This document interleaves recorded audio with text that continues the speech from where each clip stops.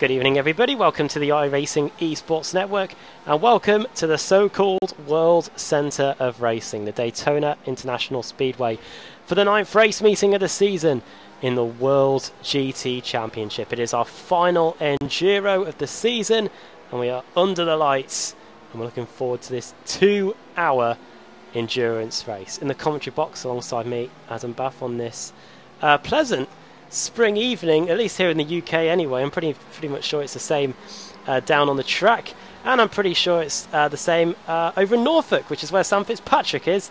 Sam, welcome, and we're looking forward to the final Enduro of the season, and we've got plenty in store over the next couple of hours. Yeah, absolutely. Fantastic weather here in Norfolk. I was just playing tennis, fantastic tennis conditions, so absolutely awesome. And I think the temperature out there as well is very good. 26 degrees track temperature, 25 degrees air. Quite warm, considering that it's 9 o'clock in Sim. But like you said, the last Enduro of the season, the two Endurances that we've already had this season have been fantastic. We've had Sebring, of course, where Sindre sets us one. And I think at Le Mans, it was Carl Janssen winning out. So I think it's going to be another very good race. I believe Sindre may not be here. He may have had support pulled out from the season, but we've still got plenty of very competitive drivers. Looking at the grid at the moment, it looks a little bit mixed up at the moment. A couple of drivers who maybe are a little bit overperforming currently, and hopefully they'll be in the mix for a potential win today. Yeah, looking forward to this one actually. Daytona should lend itself well to these GTE cars that we've got in the field today. I should mention that, yeah, as opposed to some other GT championships that we do have on this channel, these cars are all GTEs as opposed to the GT3 spec cars. So if you're new, we've got the Porsche, as we're looking at here with Jamie Rushworth, who's currently our pole sitter. We've got the Ford GT, we've got the Ferrari, we've got the BMW. You can see there, one of them just leaving the pits now. And if we get the car logos actually up on the screen for you, you can see everything else that we've got on in terms of the field. And at the moment it's Porsche, Ferrari, and then the first of the Fords in Carl Janssen as Jamie Rushworth goes off the circuit after completing his hot lap. He'll return back to the pits now and get going again. But some interesting names up there, Sam, it must be said, with the likes of Rushworth, Gregory, Avdoka, and then you've got to find Janssen in 4th. We're trying to find Josh Thompson on here, but I am yeah, found him now. He's in 6th, so I wonder if Thompson could try and get up there now. The BMW is just going through the infield section now. Yeah, Thompson, of course, has been dominant in qualifying so far this season. I believe the only time he hasn't taken pole was when he had a penalty last time out at Moss, but apart from that, he has been superb. He even got pole position at Monza, I believe, by less than 1,000th of a second. So, well, if he's going to pull out a great lap, if anyone's going to pull out a great lap, it's going to be him. That BMW has looked very strong since it was introduced to the series.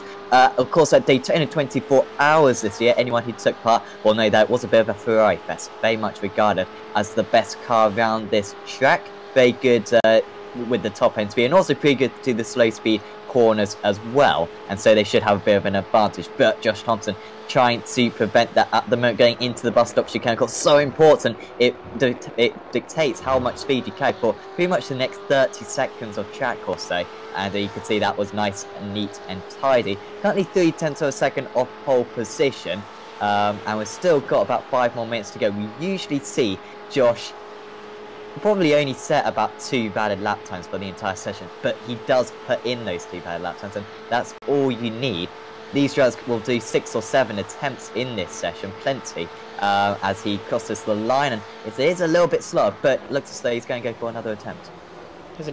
Yeah, just a little bit slow. If the lap time on the graphic glows green, it means that it is a new personal best. Obviously, if it goes purple, that means they are on the pole.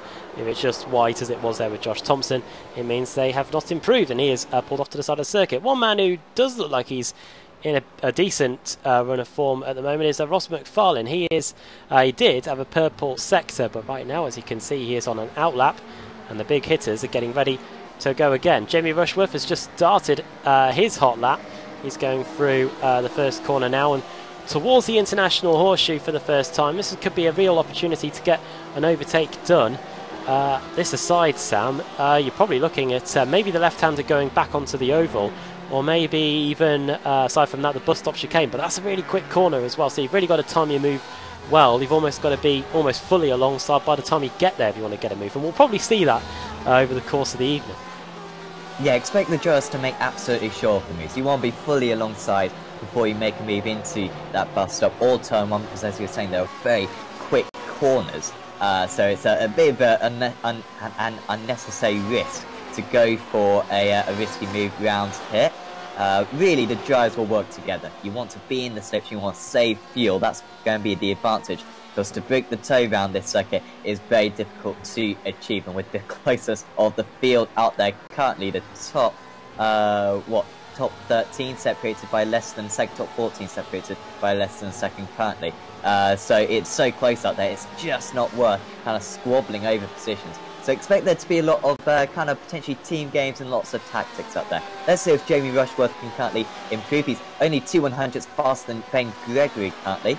And Michael Abdoka right up there for TechSense Pitstyle Motorsport. Of course, I am a Pitstyle Motorsport driver myself, and we did win the the Daytona 24 hours in the GT class. And I do know they have a very good setup. It's saying that I could win. Clearly, it is a very good setup that they got on that Ferrari, and that's part of the reason why they are currently performing so much better than they have for the rest of the season. As Abdoka approaches the line, he's got to improve by 0.5 of a second to take pole position. He's approaching the line now, still staying very committed is Michael, and indicating that this is going to be a rivaling time to that pole position as he crosses the line. And he'll now do a pass now. Looks like that for nothing. But it was a very good first sector, probably because he was coming out of the pits, not too sure on that. 14.52 it was there. John Roberts improving on his time. We haven't really spoke about the Pro-Ams here today. In fact, we haven't really run you through the championship standings at all. So we can do that now as we get closer towards the green flag here. Looking at the points. Loading up now after 22 races, it is Carl Janssen that leads the way. He's 85 points ahead of Christian Rose. To put that into some context in terms of where they are currently in qualifying, Christian Rose is 9th, Janssen is in 4th, so advantage Janssen so far, but of course it is one of the longest races of the year. Sindre Setsas is in 3rd, but as Sam alluded to at the beginning of the show, it looks like he's at the very least not racing here today. He might not be racing for the rest of the season. At least that's what Davey Witterball says on the YouTube chat. Dave Baker is in 4th. Then it's Ben Hackerson 5th. Ross McFarlane leaping up 5 places after a strong week in Canada. Then Jamie Rushworth 7th. He's looking pretty good at the moment, isn't he? Then Michael Evdoka, Jake Blackhall, and then Chris Daines dropping down to 4th. Down to 10th, sorry. In the AM standings, it is Michael Blake in 1st place. Simon Underhill 2nd. Adam Hedgecock 3rd. 4th is Mark Woodhouse, and John Roberts is in 5th place. And then in the team standings, it's CQR Racer with a 330-point advantage over Core Sim Racing.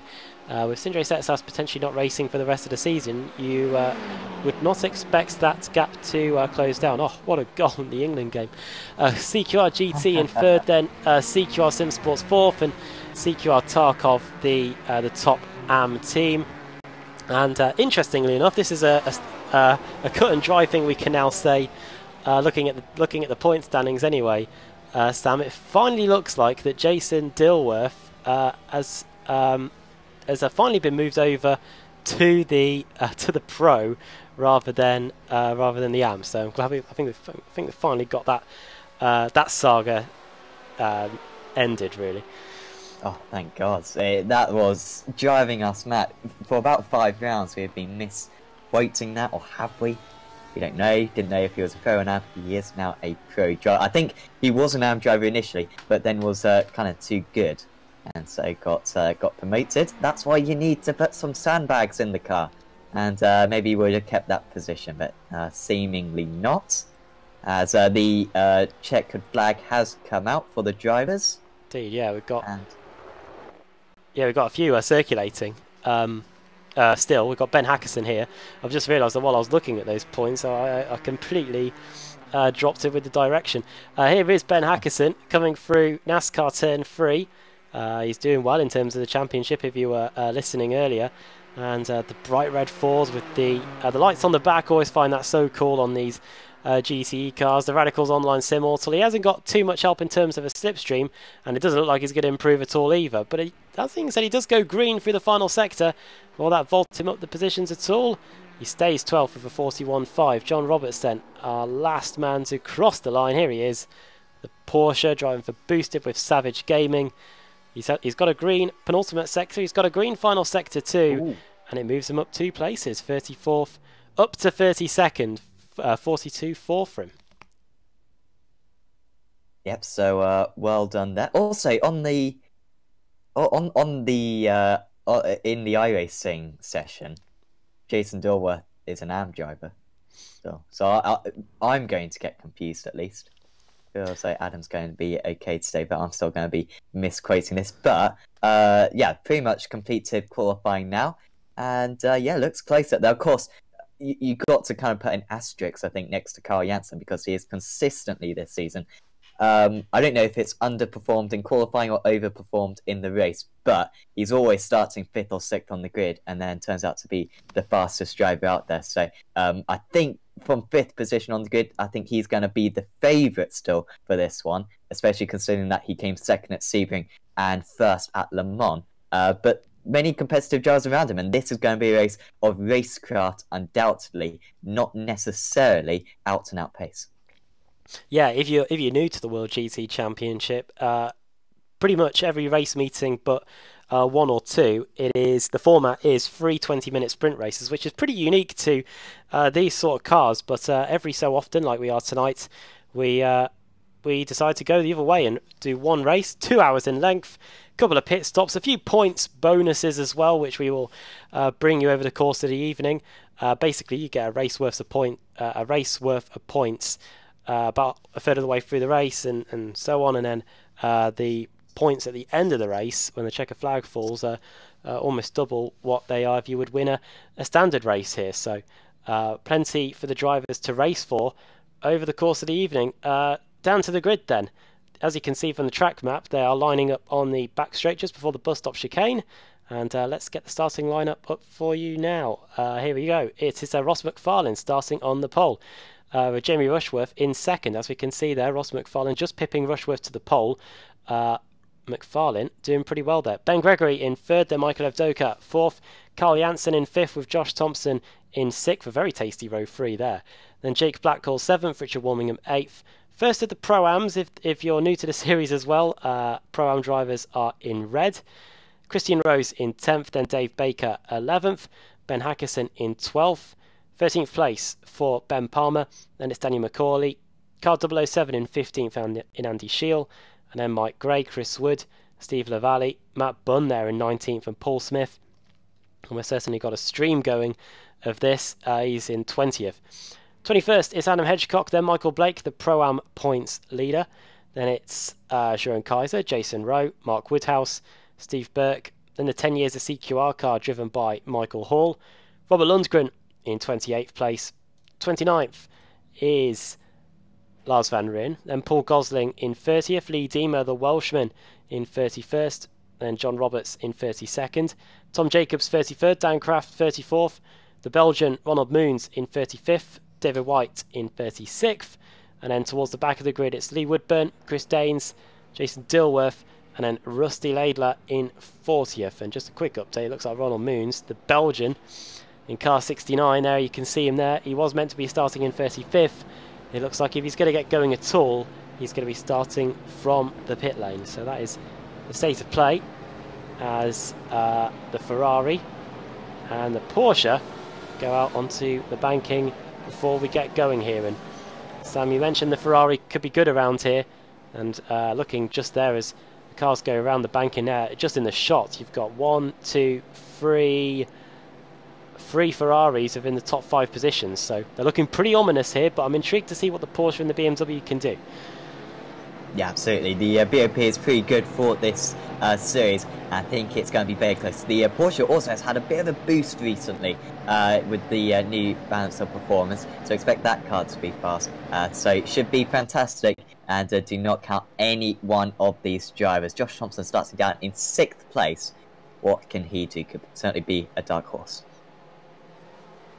Car's coming to the green flag, and we're underway here for the 2-hour Enduro in the World GT Championship at Daytona.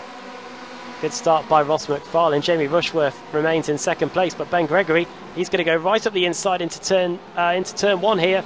So it's going to be a Ferrari 1-2. Through goes Gregory. The Fitztime Motorsport is up into 2nd. I'm sure Sam is very happy with that, as Michael Evdoka and Carl Janssen now squabble over 4th and 5th. It's all going to be very close indeed as we go into the horseshoe for the first time. You can see there Ben Hackerson, a good start from the Radicals Online Simmortal car. He's gained 2 spots already, and Simon Underhill's Nomad Green car is right in the mix there too. For what we can see in that shot, it looks like everybody has got through the first hairpin without incident. But Sam, everybody just trying to get their own bit of track here. They need to remember that, of course, it is a 2-hour endurance race. They can afford to be a bit more patient than what they would be on a normal race meeting as we go onto the banking for the first time. Yeah, absolutely. I think that's going to be the case. The drivers leaving lots of room, to be fair to them, on this opening lap. They do not want to pick up any damage whatsoever. Otherwise, that's really going to compromise their straight line speed, and that's what you need around this circuit. As we see side by side between Bunn and Shield, both CQR drivers, so expect them to work together. As we go back to the front, that is Rushworth getting back past Gregory. You can see Rushworth slightly offline, and he might well be a sitting duck down the next straight. Evdoka now getting very close, and in fact, Gregory's going to let Evdoka pass, and will maybe try to shield his teammates through these next few corners, because he's got Josh Thompson right on his tail. What can Thompson do going down into turn 1? Is he going to be able to find the inside? He might go onto the apron potentially, but he's going to go to the outside instead. This is a possible move potentially, but no, tries to do the dummy now, goes to the inside. Almost an overtake for Evdoka just ahead, going around the outside of Rushworth. Is there going to be contact? There is, and I think Evdoka's going to be collected there, although it's certainly come off worse for Rushworth, who spins round at turn 1 and loses a lot of positions. From 2nd position, he drops down to 20th. What a disaster for Jamie Rushworth. They were going all out going into the first corner, and as you can see there from the positions lost, down 17 to 19th place. One thing that will be in his favour is that it is a long race. As you can see, you're only 2 minutes into a 2-hour race here, and Paul Smith trying to potentially get by Jamie there, but it looks like the former BSRTC champion is going to slot back in 19th place. Got a perfect view of all the positions he's got to get back. So at the end of the opening lap, it's Ross McFarlane leading, then it's Josh Thompson in 2nd. Big beneficiary of all that mess down at the first corner. Josh Thompson up into P2. Michael Evdoka then in P3, then it's Ben Gregory. Carl Janssen in 5th, he started there. Then it's Richard Warmingham, Christian Rose, Ben Hackerson, Simon Underhill, and Ben Palmer rounding out the top 10 as Matt Bunn. He's a man on a mission, 6 positions gained, and it looks like he might be about to get past David Baker. He's somewhere in amongst that melee. There he is as the CQR GT car goes into the bus stop chicane. He's in the massive BMW. Can't miss him really. And there he is going back onto the bank, and again he is having a good race so far. And just in front of him, Sam, it looks like Simon Underhill and Ben Palmer are going at it over 8th and 9th. 9th and 10th. Yeah, it's going to help Blackhall as well, because he's really got a toe on these two whilst they were not giving each other a toe, although Blackhall does the wise thing. Don't want to go too wide into this turn 1. That can never go correctly, as most high racers have found out over the years. Holding on to that position though well was Underhill, but he's a little bit offline now. Palmer will go to the outside, but it's almost impossible to go all the way around the outside here, and it's such a short straight up to the next corner that the cutback really doesn't do too much for you. As I think we're about to find out, as a couple of drivers off. That is that Lee Woodburn, I think, just dropping down the field. I'm not quite sure. Mike Gray might have been, Mike Gray might have been one of them. Here's a replay drama at the first corner. This might not be where it started, but we might get a decent view. I think it starts with Jerome Kaiser going off, actually. We might see him in a second. We turn into the first corner. There is Kaiser. We all miss him.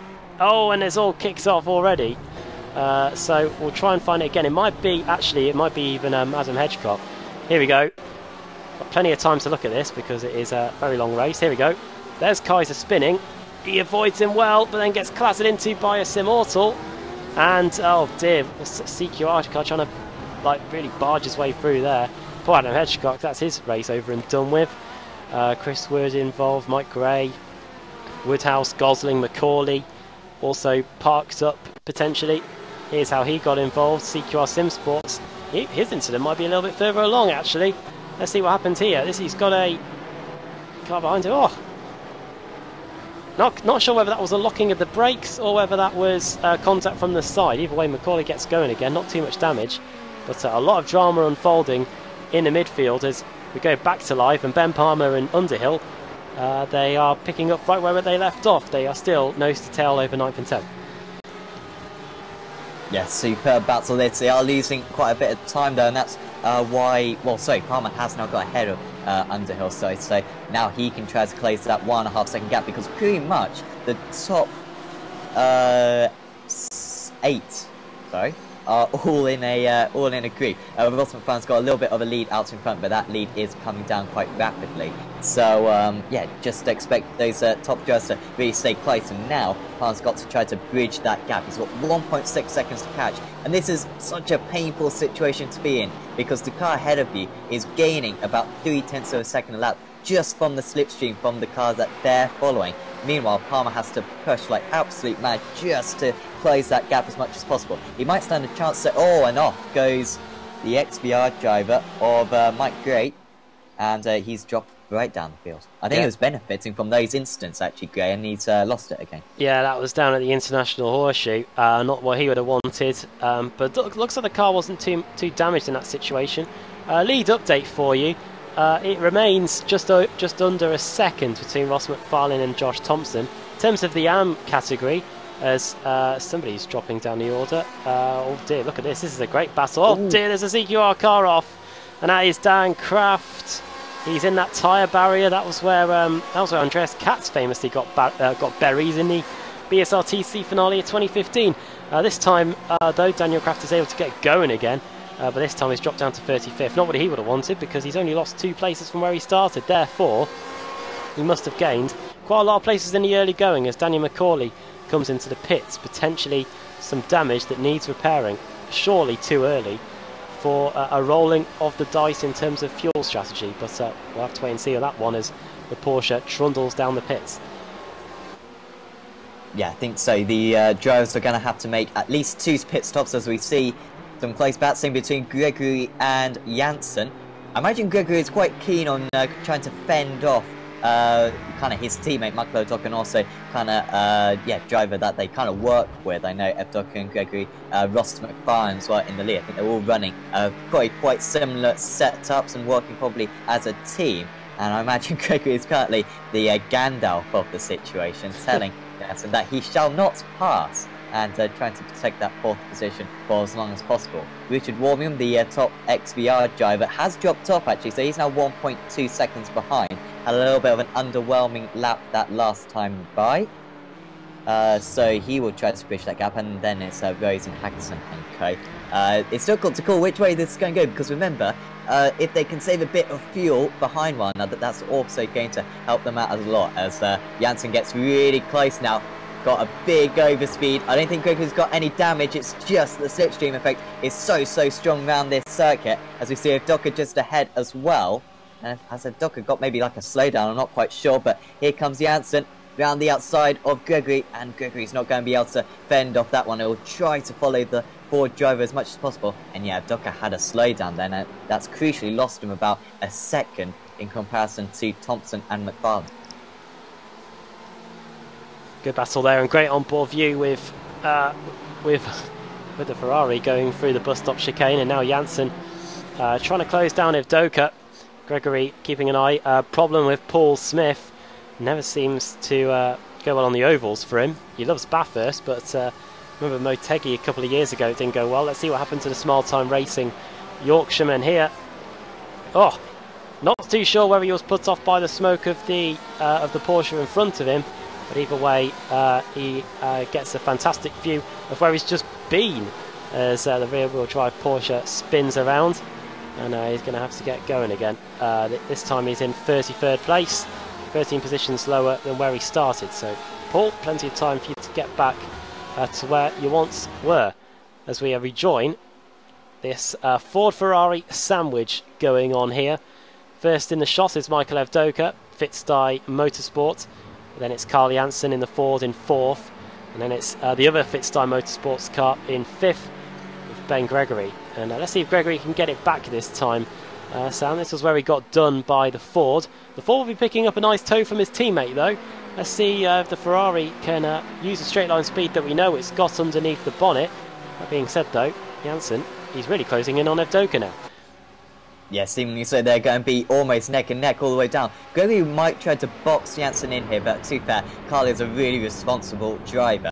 Oh. And Gregory, though, maybe proving that he's not, because he's just tapped the back of Janssen. Not too much damage being made there, but that was a little bit clumsy there from Ben, I must say, especially considering that there was kind of no rush, that they're not really fighting for particularly important positions currently. That's just lost them about half a second or so. Potentially lost them the draft as well to Evdoka, so a bit of respite for him, and potentially a little bit of damage for, and off goes Rushworth. So another incident for Jamie Rushworth. Was running up in 2nd position at one point in this race. He's far from that now.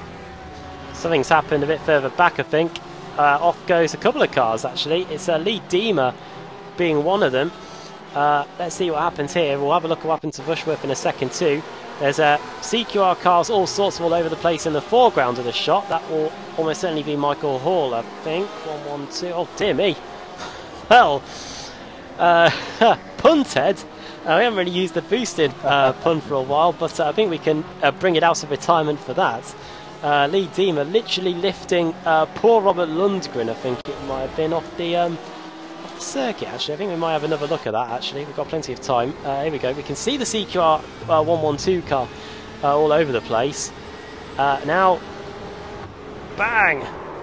It was 56. That was 56 that was on the end of that, and that was Jason Dilworth. So I think he could have done with the without the sandbags there potentially. Sam, not too sure, but the Welshman Lee Diemer getting a bit forceful there. Let's have a look at quickly what happened to Jamie Rushworth as we cycle through the replays. We can say that Simon Underhill has had to has come into the pits very early on. In fact, just before the quarter of an hour mark. Oh well, wrestling with the car on entry, then on exit. There's not much grip out there, Jamie, and he very nearly collides with one of the XVR green cars. So that horseshoe, that right-hander, this first sector is proving to be the action spot in this race so far, and plenty has unfolded. It's Michael Blake. He always seems to do it, Sam. We see the qualifying order all the time, and it's always quite a few drivers that are ahead of him in terms of the Pro-Am Championship battle. But looking at the timing screen, he's already managed to get back to the top of the Pro-Am order. He's in 17th place overall, but he's first in the Pro-Am class. Yeah, super impressive, and that's the main key, especially with these drivers, because they're always right in the middle of the field. It's just about pounding those results. I think it was Mark Woodhouse earlier on in the season. He was absolutely doing that. He had the lead of the championship for the first 3 rounds or so. Just dropped off a little bit since then. But it's whoever can complete the most races, which will win out, I'm sure, in that series. And yeah, Michael doing a very good job at the moment. With the points, you get, I assume it's 1 race worth of points at the hour mark, and then 2 race worths of points after the race, isn't it? I think that's the case, isn't it? It's not divided by 3; it's divided in half. You're right. I'll get the rule book out for you and get into that.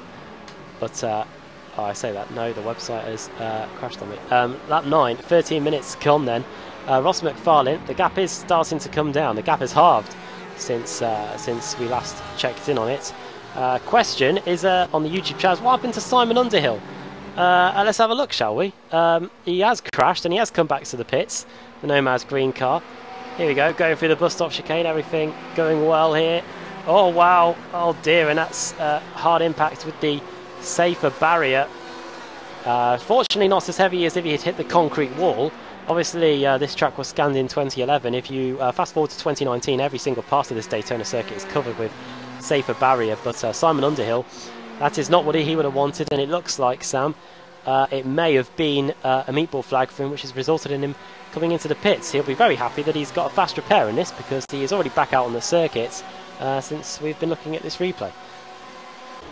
Yeah, of course, all the drivers get a fast repair. Quite an interesting tactic with the fast repair, because if you pick up minor aero damage, then you can take the fast repair at your first stop, but then risk having a big accident and then, of course, having to leave the race, or you can save it until kind of your last pit stop and use it. So we'll be interested to see what the drivers do with that. Of course, we can't tell as commentators what they are doing. We don't have that information, but it will still be interesting to check in on the drivers. Thompson, he's managed to just close that gap. It was at about 1.5 seconds at one point. He's got it down to just 0.2 of a second. Now, will he go for the move? No. Will stay behind. It seems to be a similar tactic being followed by Carl Janssen. He's consistently within about 0.2 of a second of Michael Avdoka, and these two are slowly, really slowly, dragging themselves up to the top two. They are about, on average, about a 1/10 of a second a lap faster. And so Janssen, using his wily tactics, just kind of saving that fuel as much as he can. He'll go a little bit further in this first stint, and could be beneficial for him. These drivers want to get to the 40-minute mark to be safe on fuel, but I must say, looking at them being limited to 75% fuel, that's not necessarily going to be the easiest thing. I guess we can class this as visor cam. Matt Bunn, something's happened to Bunn out there. Oh dear, this is down at the second of the horseshoes. He's tumbling down the screen. He's down to 14th place. He rejoins just behind his teammate Dave Baker, where I think something has happened to him too. I didn't want to cut away as we were looking on board. Here it is. Now this is Matt Bunn right behind, I think, actually. Let's see what happened.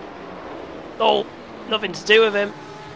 Baker looks like he just hit a bump or something, and the car goes for a half spin going into the first corner.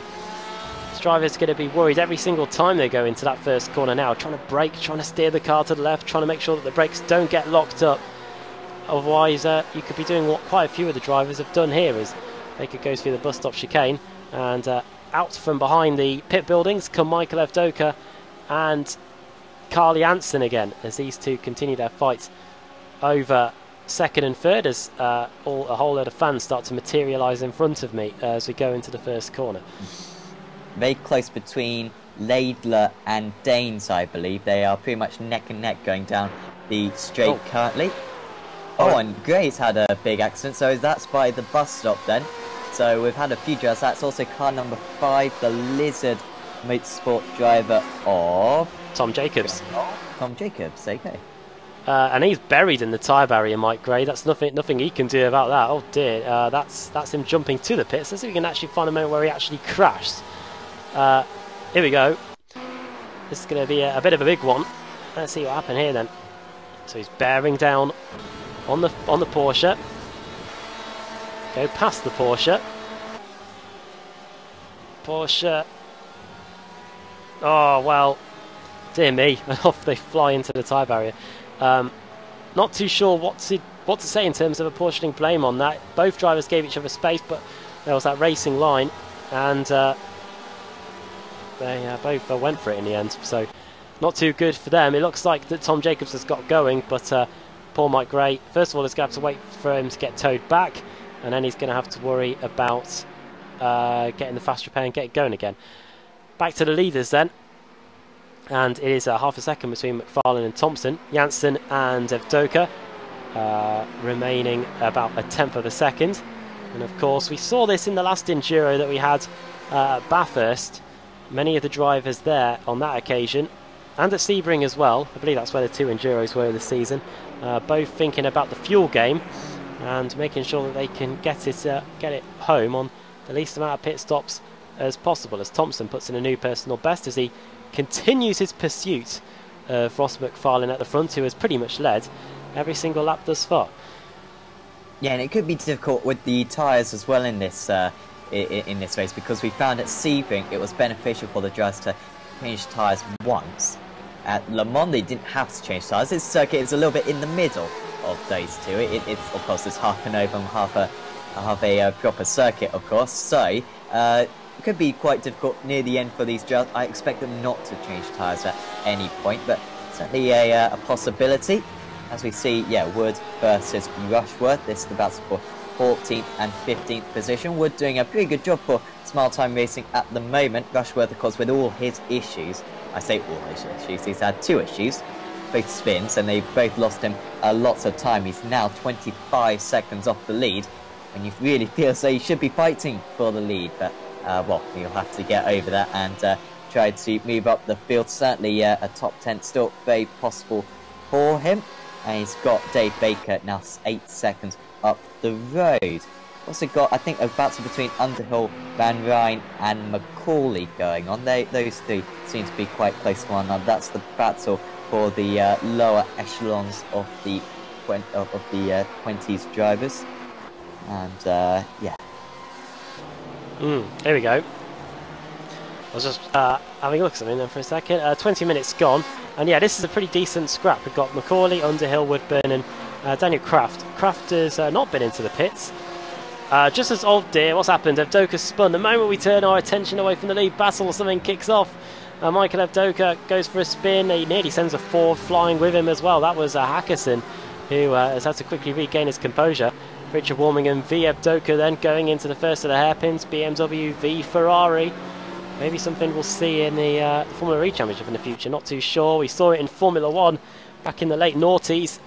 And Richard Warmingham is able to get past Evdoka, who has had a half spin, got going again, and looks like, fortunately, he hasn't hit anything. Here is the replay. So, you've got the Ford right behind us. On the brakes into the first corner. Turns in. Oh, and the rears are locked. And Alex Simpson, if he was here, he'd be going apoplectic, because he's always the person that says, why do you put the brake bias at the rear? Because it will lead to moments directly like that. And I wonder if Michael Evdoka, I wonder if that was the problem for Michael. And either way, it's dropped him down to 8th place now. Yeah, so he'll be really annoyed with that one, will Michael.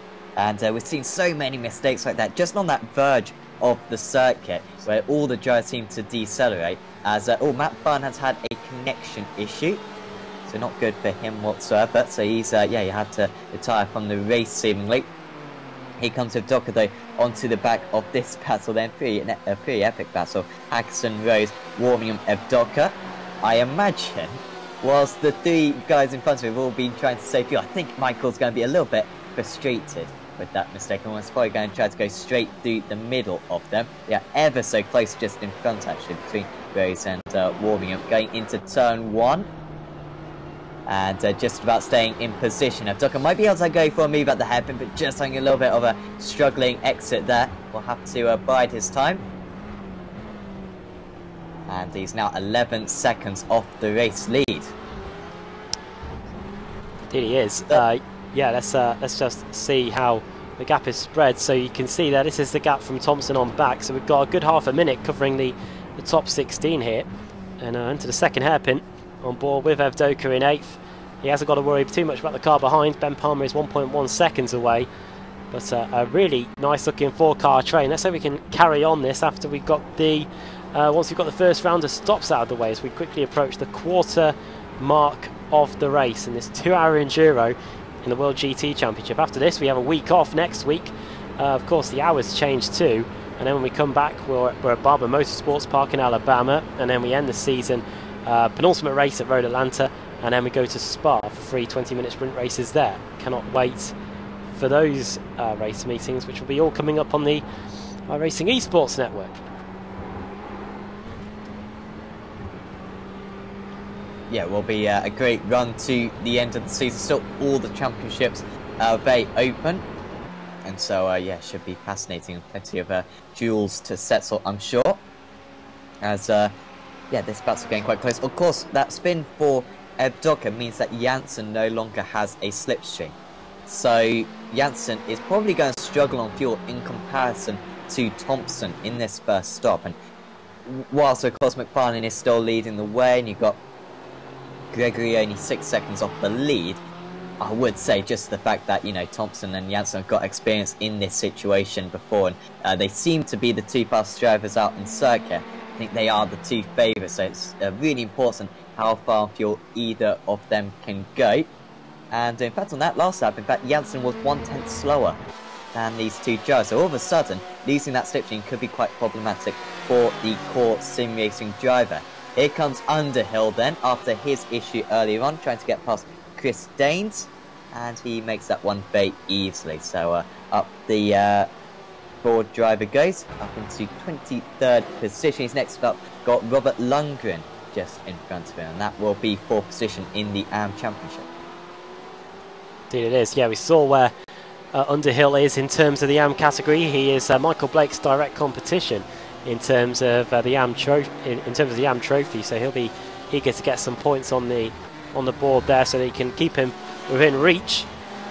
Paul Smith and Danny McCauley may have got a bit too close together. I wonder if these two will be racing against each other at the karting 24 hours. Not too sure, but we'll see anyway. That's just come to mind. Anyway, I think McCauley may have just crashed a moment later as well.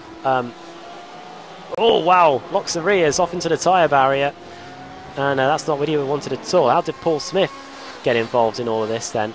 I wonder if because he literally went off seconds later. He's on a different part of the circuit, so this is going to be interesting. Here he is all on his own, the Smart Time Racing car, with his live stream probably capturing this moment too.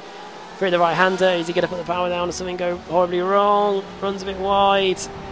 Really built that up to be a lot less than it actually than it was. Hopefully this lives up to the billing. Danny McCauley's about to crash apparently, according to the event viewer.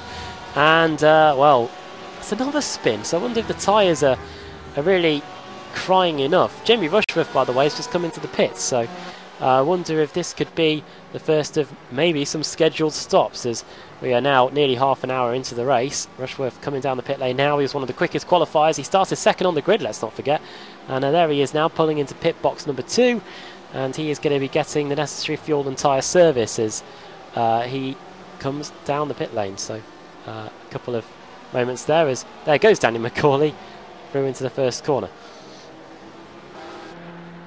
Yep, so yeah, he's going to try to make his way back up to the field, but you can see a little bit of damage on that front nose. Great performance so far from Richard Warming, who is a driver who has been improving significantly over the past year or so on iRacing. So well done to him. He's in 7th position, but remember, just behind Christian Rose, who is the 2nd place driver in the championship. Michael Docker really failing to make much of an impression on these drivers at the moment, as just check in on McFarlane and Thompson, because they were very close to one another, 1/10 of a second. But the amount of fuel Thompson is saving at the moment, and they're still maintaining the gap to Janssen. This is making no impression whatsoever, as Rose and Hackerson going side by side. Here comes Hackerson then down the inside. I think Rose just got that move done, and now Hackerson is trying to repel the attack. He's going to be on the outside, and like I said earlier on, it's so difficult to get the move done on the outside. You just got to drive so much further around the circuit. Really no advantage, no extra grip out on that part of the circuit, and it does mean that Christian Rose is back up into the top 5. He has got a big gap though to catch up to Ben Gregory, and then yeah, Wormium and Evdoka. Palmer, we were talking earlier on how Palmer was trying to bridge the gap to this big pack. He's still trying to bridge that gap, but he's nearly made it. Only 7/10 of a second behind now. You can see him just behind the Pitstone Motorsport driver. And so this is going to turn into potentially a 6-car battle, I think. 5-car battle, sorry. No, sorry, 6-car battle, because Blackhall is turning up as well. Yeah, from 5 down to 10. Oh dear, something's happened. Daniel Craft and Ronald Moons may have got intertangled somewhere. I think we might have just seen the smoke from the remnants of it. Let's have a look and see what happened then. This is the first corner. Danny McCauley and Ronald Moons. There you can see they're in the same shot. Oh well, that was not what I was expecting. What's going to happen to Ronald Moons then? Because he collides. Oh, he has a spin in the background. There he is. We just saw that in the background of the shot. So turn 1, it's almost turning into a question of who hasn't spun at the first corner. That's how it's shaping up to be at the moment. Sam, as we go into the first corner again with the guys at the front, a little lock up there, a drag of the left front brake by Hackerson. They're really struggling to slow the car down through there, and it's not really helping, of course. I believe the GTE cars, they don't have ABS. Correct me on that, or is it the other way around? Is it GT3 where they don't have it? Either way, they could really do with that in terms of helping them going into the first corner. I'm literally just looking at the setup changes right now. They have traction control, but they do not have ABS from what I can see. I think that's how I remember it, at least. So yeah, difficult for these drivers to get the car stopped. Of course, often we see the IMSA Sports Car Series, which is tomorrow morning for the UK guys. We broadcast the Australian split there. It's basically like the first race of the week. Don't envy you that there. I'll be saying all sorts of rubbish. Not most of the time. Thankfully, I only did last week. I won't be doing it anymore from there. But in that series, we have the Daytona prototype, the GTEs and the GT3s. And of course, the GT3 is the slowest car. Yet it has the best brakes because the DP and the GT don't have any ABS, and that can cause some quite big issues sometimes amongst the class, where GT3 is absolutely clattering into the back of the faster classes.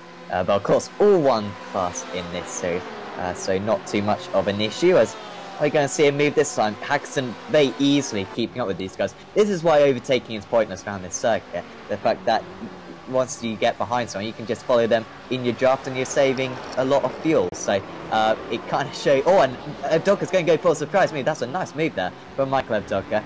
Good awareness there from Richard Warmingham, who also allows past Ben Palmer. So, well, that was a sneaky move there from Michael Evdoka. Just straight down the inside and catches an opponent unaware. And he's only got 2 more drivers now to overtake, and then he'll be at the front of this pack. So then it's a 5-second gap to try and reduce to Carl Janssen in third. He's about 2 seconds away from Josh Thompson in second. Him and Ross McFarlane literally trading lap times here. As going very wide goes Christian Rose. Let's see if the CQR Race Hub, whether that will impact the CQR Race Hub car going on to the banking, as we are starting to see cars trickle their way into the pits. Robert Lundgren has just come in the boosted car. Who else has been in? Simon Underhill, of course, but that was to get a new car. He was only in the pit box for 9 seconds. So too Steve Burke in the Team Lizard car. He was only in the pit box for 1 second. Implies a new car for him. Quite a few others coming in too.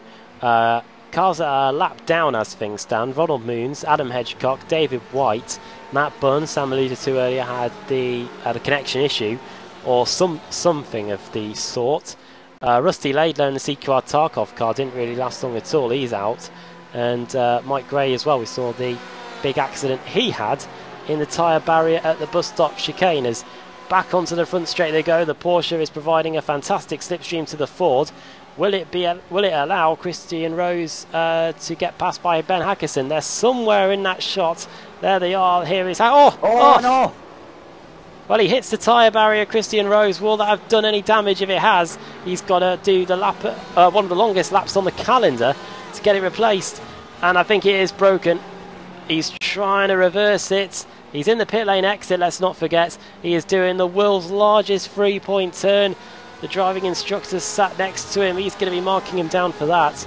And away goes Christian Rose. Is there damage? We're looking from the cockpit view here. Is the wheel pointing straight? It looks like it. It looks like he's fortunately got away with one there, Sam. Well, the slightest of a silver lining on this is that the fact that he hasn't got many more laps to go until he has to come into the pits will take his past pair. This is how it happened. It was just another rear locking on that bump, on that ridge, and you know what, he was lucky that he should have been wedged in that tyre barrier. And when you go into that tyre barrier, often the car can get completely stuck, as we saw earlier on with another driver, I believe. So yeah, he was pretty fortunate there, Christian Rose. But remember, second in the championship, the main rival to Carl Janssen in the championship, and he's yeah, just gone and crashed out of the race potentially. So really positive for the Core Sim Racing driver, despite the fact that he's only running in 3rd position currently. As well, will Thompson go for a move right before the pit stops? Maybe that could be a tactic. Or maybe he will just wait for the overcut. I think he'll probably just wait for the overcut, because Ross McFarlane has been driving superbly so far. Without mistake, and has been absolutely rattling these laps past. And he's certainly giving himself a great chance of the race win currently. On the bow box for a second. Here is how the gap has fluctuated over the last 10 laps, and the answer is not much at all. It has been as high as 3 tenths. It's been as low as just a tenth of a second as they get to the lineup. Of course, those of you that remember F1 in the early noughties, Michael Schumacher had a great tactic of following a car behind, and then the moment they come into the pits, he puts the hammer down and managed to pull out a gap and get ahead of them. We'll wait and see if that's what Josh Thompson has up his sleeve, but we'll have to wait and see with that one. As you can see from the Pro-Am category on the timing tower on the left-hand side, it is Blake leading the way still, then it's Gosling, and then it's Woodhouse in 17th place, highest small time driver there. So that is the state of play in terms of the Pro-Am Championship. We can take a look at that later on as the 2 leaders come through the bus stop chicane again, back onto the NASCAR oval, through turn 3, NASCAR turn 3, and then through turn 4. I wonder if we could see a Daytona 500-esque style drag race to the line later on, as Thompson blinks in and out there momentarily. Thompson's got a very good run this time, actually, Sam, as we come across the timing line. Let's see if we can go on board with him and see if he lifts. Yep, absolutely. And of course that slipstream, just helping him so much up there currently is Josh Thompson. Of course, for the fuel, the way to save fuel in iRacing is always to lift off. The short gear changes, I believe at least, don't do anything. It's all about your throttle inputs, and so lifting and coasting is a big advantage, or just maybe lifting up maybe to about 50% throttle down the straights when you're deep in the slipstream can be very advantageous later on. He's doing that very well at the moment is the BMW driver. Close between Hall and Smith. Currently they are neck and neck. Currently, in fact, Smith has just got past Hall. That's Small Time Racing versus 10 years of CQR. And that's a nice battle actually. The battle that we kind of checked in on earlier on. As in fact Burke and Danes go neck and neck. Burke pulling ahead. Of course, all these drivers, can't wait to see all these drivers who, wrecked it into the walls, and they're absolutely fine now because they took their fast repair earlier on. The battle here So I was just going to say, of course, Burke, what wasn't the driver who came off? That was his teammate, his Team Lizard Motorsports driver. That was his teammate, Tom Jacobs, of course, our fellow commentator on Apex Racing TV. Something's happened here to Robert Lundgren. I think I know what's going to happen here. I think we saw this when we were on boards with Thompson earlier. I think he's just going to lose it going for the first corner. Not the first, not going to be the last, really. But away goes Lundgren. The Swede is in 34th place and very nearly gets clattered into there by one of the Team Mad cars. I think that was Jason Rowe. It is, actually. As he gets passed by car 92, Carl Janssen, to be put a lap down. Back with the leaders again. Good battle here actually between Paul Gosling and Mark Woodhouse. This is over Pro-Am Pride here. This is over second and third in class, and it looks like the Ferrari has got it done. Have to say, great race by Paul Gosling so far. 14 places gained. I'm sure you might argue that most of them might have been from drivers that spun going into the first corner, but he'll take that. 16th place overall and second in the Pro-Am category, and if he can stay in that position for another 21.5 minutes, then he's going to be on for some decent points as well as they go into the first corner. Into the pits has come Lee Deemer as well. He's 7th in class. There he is, going down the pit lane now. The Welshman coming into his pit box, and I wonder how long this stop could be. This could be a benchmark for us in terms of how long we can expect the stops to be when some of the pros come in the not too distant future. Deemer still sat in the pit box. 17, 18, 19 seconds in his pit stall here. 23, 24. We're approaching nearly half a minute. He's going to get the tyres changed as well. Of course, if you're new to this, they can't do fuel and tyres at the same time. They've got to do the fuel and then the tyres afterwards. And It is a mightily long stop indeed. 40 seconds now. Shows you the deficit that you have to take, Sam, if you want to get a tyre changed here. 26 seconds or so, 27 maybe. Of course, what we really need, and you know, we're on the iRacing Esports Network. I don't want to have a go at iRacing, otherwise this stream will totally be shut down. But it would be fantastic to have the animated pit crews on these GT cars. Of course, it is being rolled out, and we'll have some patience about it. But it would be fantastic for us commentators who don't really know what we're talking about to see visually what the pit guys are doing. So that would be absolutely superb. But yeah, I'm sure it is currently work in progress. And yeah, so interesting that he took these tyres. He had an early first pit stop and he took tyres. I would have thought, you know, they'd kind of have a long pit stop, a long stint, sorry, maybe 45 minutes and then take tyres. But I don't know, it's not going to make a massive difference. And crucially, these drivers all making 40 minutes on this opening stint, which shows they only need to do 2 pit stops. So the pit window is well and truly open. Of course, expect Thompson and Janssen to go a couple of laps longer than McFarlane because they've had a slipstream for the majority of this race so far. And yeah, so don't be surprised if McFarlane comes in within the next couple of laps as he flashes his lights, maybe a signal that he is coming in. And yes, he duly does. Of course, an incredibly difficult pit entry here.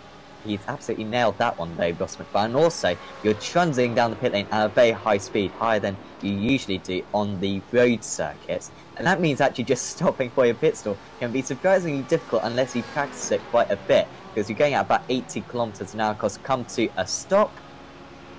And, well, Ross clearly far better a driver than I am. And it gets it stops on the lines perfectly. And will take, well, will he take tyres? That's the big question. Tyres getting changed, quite a lot of cars coming in, aren't they? Gregory, Blackhall, Warmingham, Hackison, Palmer, Shield and Chris Wood. They warned us on the YouTube chat that they'll be coming any minute, and away they go. The stop for McFarlane, 26.4. Keep that in your head, and so will we, and we will remember that for when Josh Thompson comes in a couple of laps. Where's McFarlane going to emerge? He's going to just come out behind Christian Rose. Not the worst driver to come up behind. Christian Rose is a pretty quick driver. They've also got in front the laps car of Ronald Moons, I believe that is, in the car in 69. Yes, it is.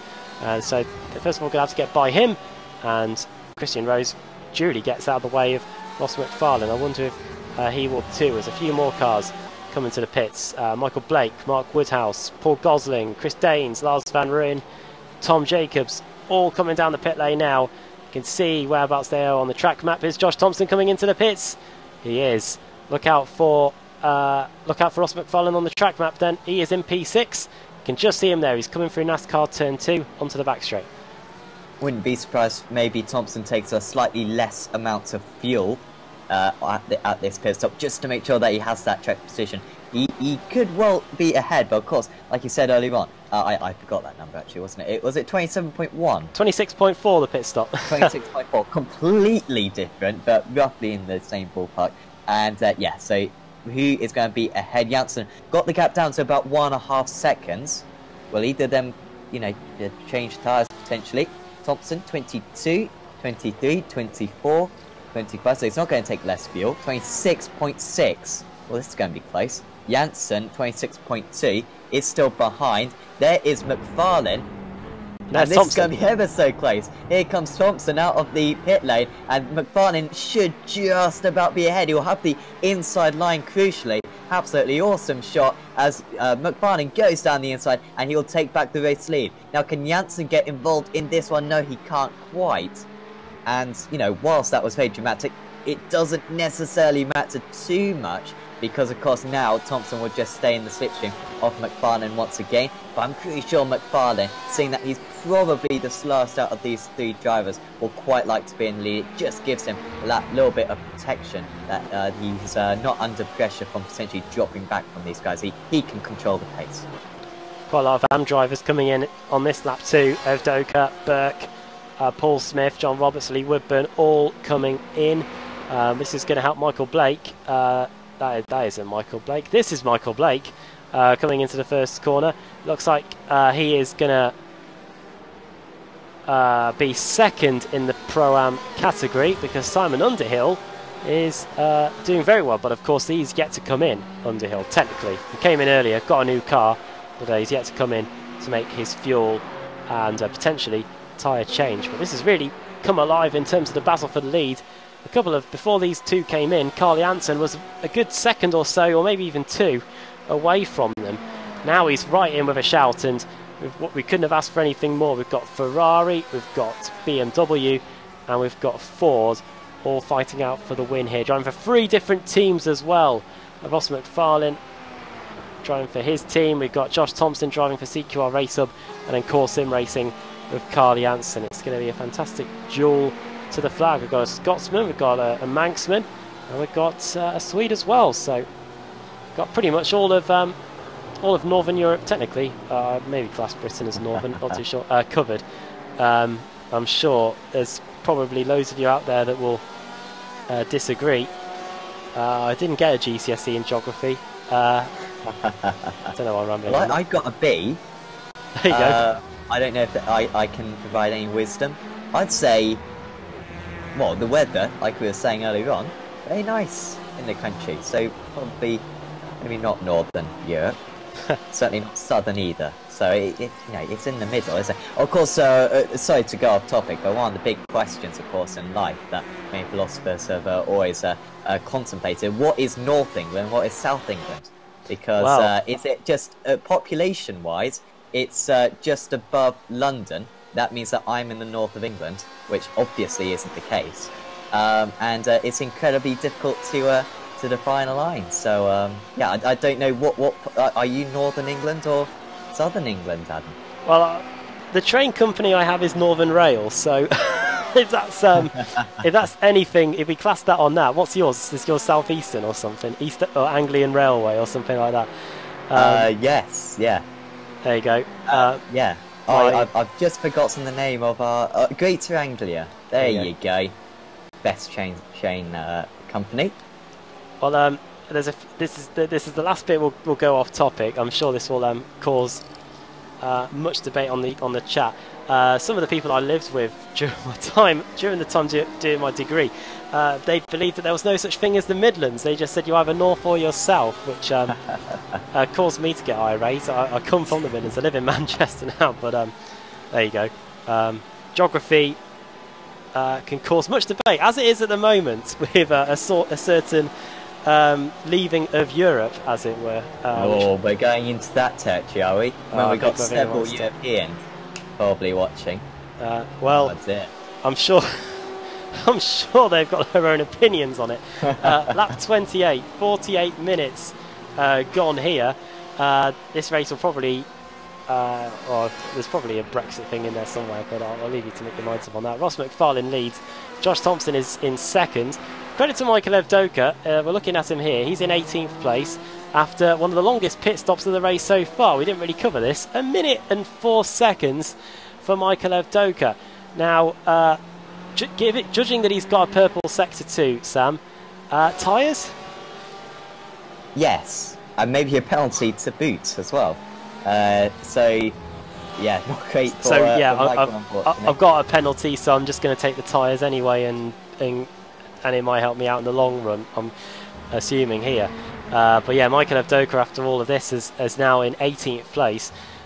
He is 6 seconds away from the next car, which is Christian Rose, 2 championship contenders that are really in the wars here at Daytona as we approach the hour mark and the first dishing out of potential points. As a good battle going on here between two Bens. Ben Gregory versus Ben Hackerson going over the line. TechSense Fitztime Motorsport versus Radicals Online Simmortal. Ford v BMW 2. And into the first corner they go, making sure they try and use the widest line possible. I'm assuming because there's not too many bumps out there, as Danny McCauley finally comes into the pits. He was running quite high up after getting a fast tow earlier, but now it's time for him to come in. So too Jerome Kaiser, who also came in earlier to get a fast repair. So they're both coming in now for technically their second stop of the race, but their first scheduled visit to the pit boxes. Even though nearly an hour's gone, as you can see from the track map, we've got most of the cars still in and around the same part of the circuit. There are quite a few cars that have been involved in various crashes. They're in their own little group, just going on the exit of NASCAR Turn 4 now. So that is the state of play in terms of where everybody is on the circuit, as the leaders, Ross McFarlane and Josh Thompson, come up, and Carl Janssen, come up to lap some traffic. They've got Lars Van Ridden and Tom Jacobs just up the road. Yeah, and this, of course, will try to get a little bit of fuel saving Walt McFarlane as well. Interesting that the Thompson and Janssen had so much of a tow for that entire stint. Could only go one further lap on fuel. It's really positive for Ross McFarlane. And Thompson and Janssen have been the two most patient drivers out there so far. So, yeah, this is going to be pretty much how it is for the next 40 minutes or so in this race. And just these three following one another. And, of course, a lot of the drivers behind Ben Gregory, of course, will be hoping that these guys have a little bit of a collision, because that's the only way that I think these three aren't going to finish on the podium. And they are absolutely running line astern, 9/100ths of a second between all three of them on their last lap. So they're just waiting, preparing for that next pit stop, and then go for an absolute flat out half an hour of the race. Doka, by the way, is going 7/10 of a second faster than these drivers. So, of course, those specials apparently missed his pit box. So maybe not a penalty, but still missed his pit box, which, like I said earlier on, very easy to do down this Daytona pit lane. In fact, Doka's lapping about 2 seconds faster than the drivers around him. Has got quite a bit to catch, because he's about 50 seconds off the lead currently, the driver who was fighting for the lead. Remember earlier on, Berg and Lundgren, I suddenly see, are going side by side currently, and in fact Lundgren just making that move on the Team Lizard Motorsport driver, and yeah, pulling ahead there. So Berg, yeah, these two have kept their cars relatively clean, I believe, unlike many others, battling for 23rd and 24th positions. Let's see what happened to Michael Evdoka then. Here he is, coming down the pits. Everything's fine here. You can see Thompson and Janssen there. Oh, there's the reverse. And then the pit stop begins, and then maybe then he had to serve his penalty. In fact, we can speed it up. There go Thompson and Janssen. There's the really long sit. Either he's literally filling it to the brim with fuel, or he's got a penalty, more likely the latter. And you can see the whole world streaming by. There go the tyres.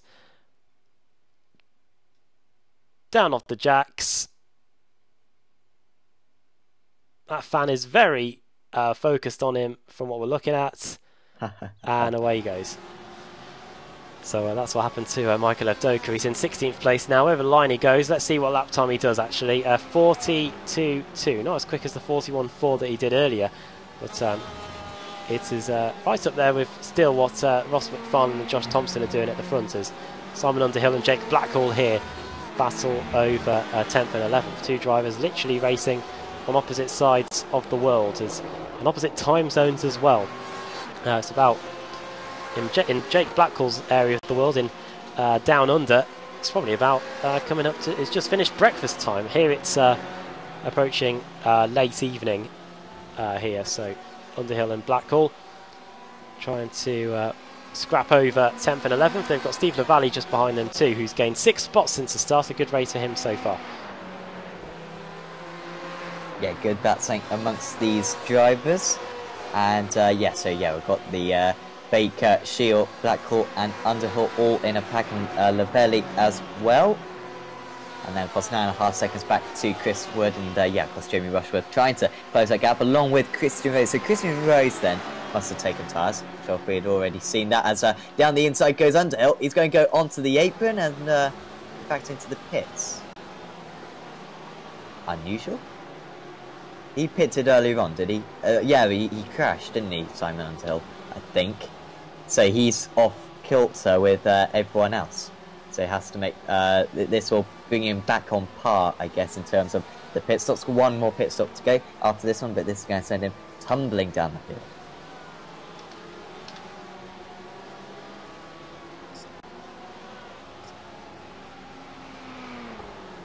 Down he goes, the order then.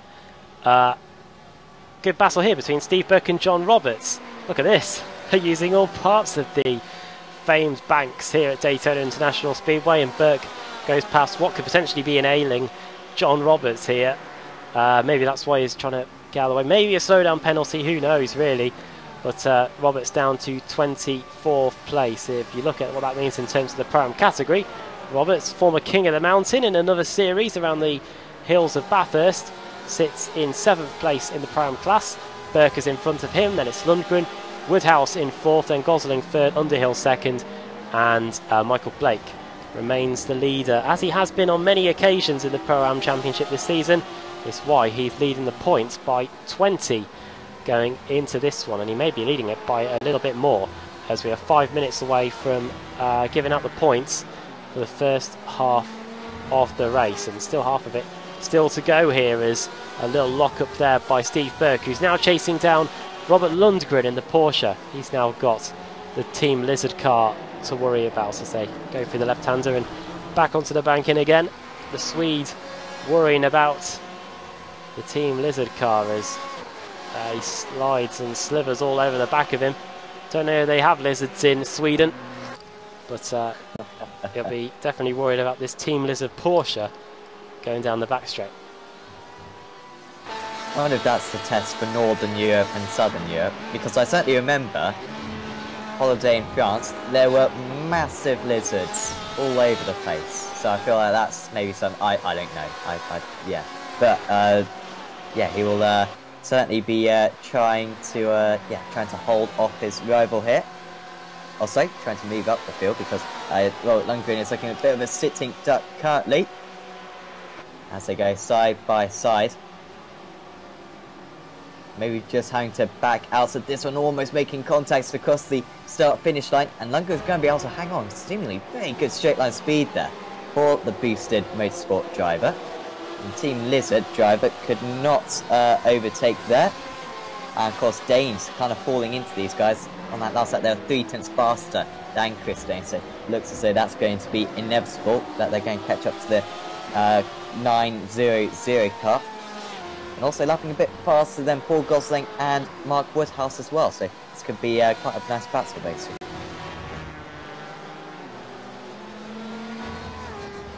There's the state of play in the Pro-Am category in terms of the pit stops, and you can see who has had to come in twice to get either new repairs or whatnot, so potential penalties as well. Michael Blake leading the way, but fantastic job it must be said with Underhill, even though he's been into the pits twice to get a new car and to get his fuel and tyres done.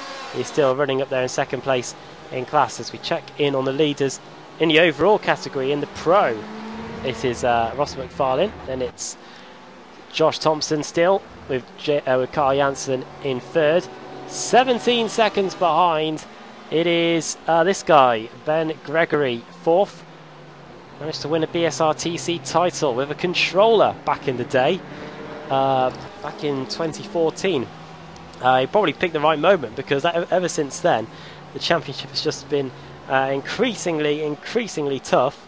Sam knows he's getting to grips on it, as we've lost Jamie Rushworth again, have we? Oh dear, well he's been off here earlier. And the CQR GT car going for another spin. It shades of Felipe Massa at Silverstone in 2008 in the wet. Here it's in the dry, and sorry on the excuse. Let's see what happened to the CQR GT car then.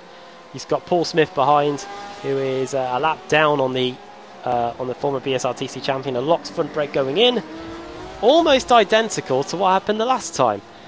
Put 2 wheels on the grass on the exit, spins the car around, and JV has to get going again in 15th place now. I think he lost a place to Evdoka, just 1 place to Evdoka after that. So Rushworth going again in what is turning into a really eventful evening for him. Yeah, absolutely. And of course, bringing on to that Felipe Massa sprint at Silverstone 2008. You know, iRacing, you know, rain please, of course, that could be work in progress. I think they're pretty much confirmed it, so certainly keep your eyes peeled if you're new to iRacing. Plenty of new features coming, of course. New tyre model certainly being worked on, new damage model is being rolled out gradually to the cars, and also rain a possibility in the maybe in the next couple of years as well, so certainly do keep your eyes peeled. It would be a complete game changer, I'm sure, and would be absolutely awesome to have that feature, but of course we must be appreciative of the other features. Of course, we have got day and night as well on iRacing now, and these drivers certainly exhibiting it very well. Unfortunately, this didn't start in the day, but certainly the night is progressing. It's currently is it 9:30? Sorry, no, it's in fact it's 10:13 in at night currently. And the in fact the temperature has pretty much stayed static, 25 degrees air, 26 degrees track, and so quite a bit of grip for these drivers to use. As we go back to the lead, of course, with McFarlane, Thompson and Janssen, 18 seconds ahead of Ben Gregory, who I must say is doing a fantastic job in 4th position currently. Just you know, and off goes, is that Kaiser? Yeah, I believe. Yep. Lap down already. I think that thing might be 2 laps down now. No, sorry, still, yeah, sorry, yeah, he's just gone down 1. Problem for Ben Hackerson. A couple of laps ago, he was battling away with Ben Gregory. Now he's down in 11th place. Let's see if this has any reason for it. Now this time he took a wide line in, but still managed to lose on the exit. Look at him powering his way round. Everybody scatters. That was one of the CQR cars managing to dodge out of the way. We saw what happened to Kaiser, but now Lars van Ryn and Dan Kraft have managed to come to blows out there on the circuit. I wonder if this could be identical. Let's have a look from the helicopter going into the first corner. Van Ryn turns it in, and oh no, he hits the tyres, and oh well, he's going to have to do a 3-point turn and a half here. Is Dan Kraft going to enter the scene? No, he isn't. So I wonder what happened to Dan Kraft, because they literally crashed at exactly the same moment. David White has now had to retire to the pits, so he's had a massive one out there somewhere, it seems. Here is Dan Kraft.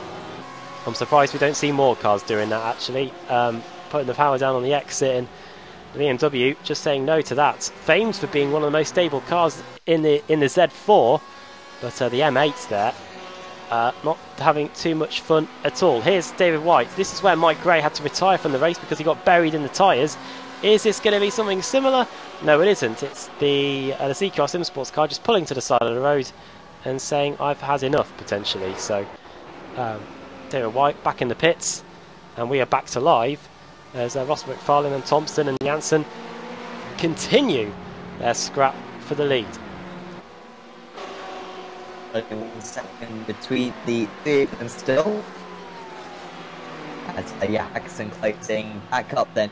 Actually, Hackerson had got up to, what was he? He was around 8, wasn't he? I think.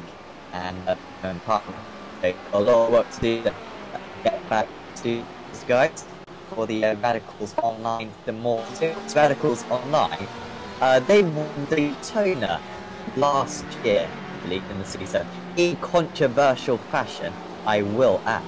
One of the most controversial. Oh, and off goes Kaiser once again. Oh, getting good at laying past the lapped cars. But yeah, Hackerson. Yeah, there's Radicals, of course, quite controversial fashion on that occasion as Woodhouse and Danes go side by side. So Danes has been caught by Woodhouse now as they go.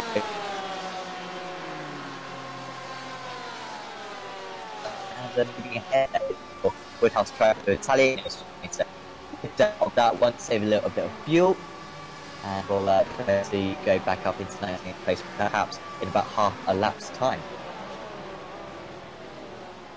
Indeed, yeah. Discord is being a bit of a pain. As no, it's back in the green bars now. I was worried then for a second. 22nd, 23rd and 24th, Lundgren, Birkin and Roberts battling away. We were mentioning this earlier. These guys are all Pro-Ams, and they're fighting over potentially a podium could be up for grabs when we get towards the back end of the race. Here is a decent scrap. This is Christian Rose versus Michael Evdoka, two cars that we see at the top of the championship going into this one. They've not had the best races, but they are having a fantastic scrap here with Paul Smith, the Yorkshireman, just in front of them. We didn't really mention that we are now past the hour mark, so points are going to be dished out to where everybody was at that time.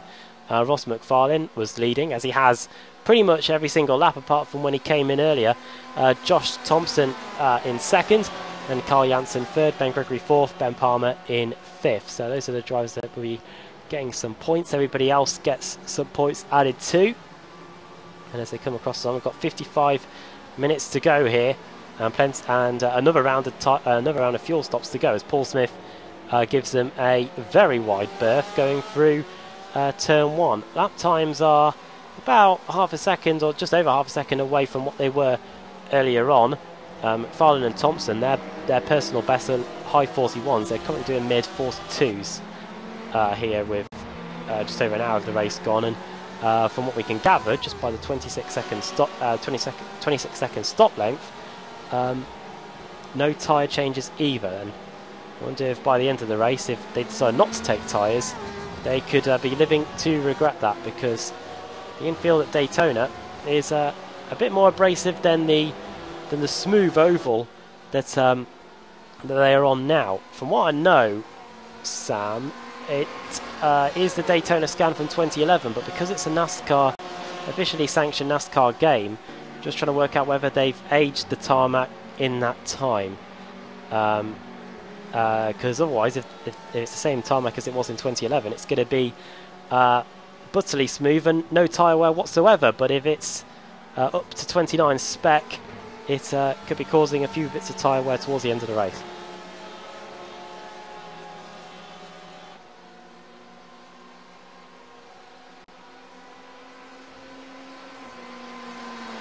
It's like this because you've got the potential of basically winning 3 races in one night, and that never happens on any other nights when you've got the 3 races. So lots of points available, and yeah, these drivers will be absolutely trying their hardest to score as many points as they possibly can, because still a couple of the championships still alive, and they want to finish as high up in the team's championship as possible as well.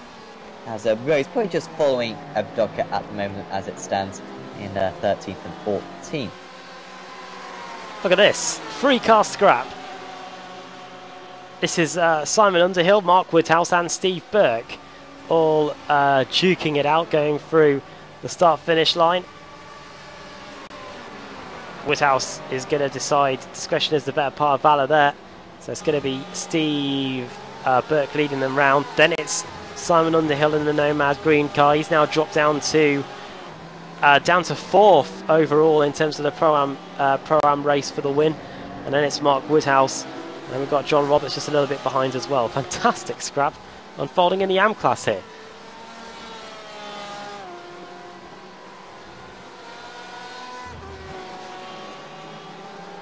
Yeah, absolutely. This is awesome to see from these drivers. They're being embroiled in battles for the entire race, really, and they're really converging at this point. Of course, they're all going to have the strategy in mind. These drivers seem to have been quite willing to go for the leads. They're not thinking too much about the strategy. They're trying to get track position on one another. And who's going to have the best chance here? Gosling and Dane's also still fighting just ahead of these guys as well. They're pretty close. I think it's going to be Lundgren under pressure from Burke once again, most likely. And he'll still getting involved as well with Woodhouse blazing, and Roberts, of course, very close as well. See what the Team Lizard driver just ahead can do of Steve Burke. Yeah, that's just 3/10 of a second now between Burke and Lundgren. Is there anything Lundgren can do with? Already shown he's got very good straight line speed, does the boosted motorsport driver. They're in the same car, of course, the Porsche 911. As they go side by side, and once again that initial momentum maybe of the Team Lizard car just neutralising us now, just pulling back ahead now as Lundgren. That might be the shorter route. He has to take down the inside of the banking, still trying to go around the outside there, but with the drop off of the camber on the outside of the circuit, very difficult to do for Steve Burke. And Lundgren holds on once again, but they are losing each other a little bit of time right now, just compromising one another's lines. Going through the international horseshoe now and on towards the kink. Look at, he's menacing all over the back of the Robert Lundgren going into the hairpin now. Let's see if they could try and set him up going into the left-hander. No way through there. Good scrap up the head. Here's Dave Baker versus Ben Palmer. BMW versus Porsche.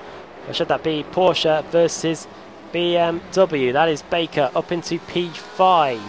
6 positions gain now for him. The race didn't start too well, but now he is really right up there, up to 5th place, and Richard Warmingham is right with these guys. So fantastic scrap unfolding here as we are in the second half of the race now.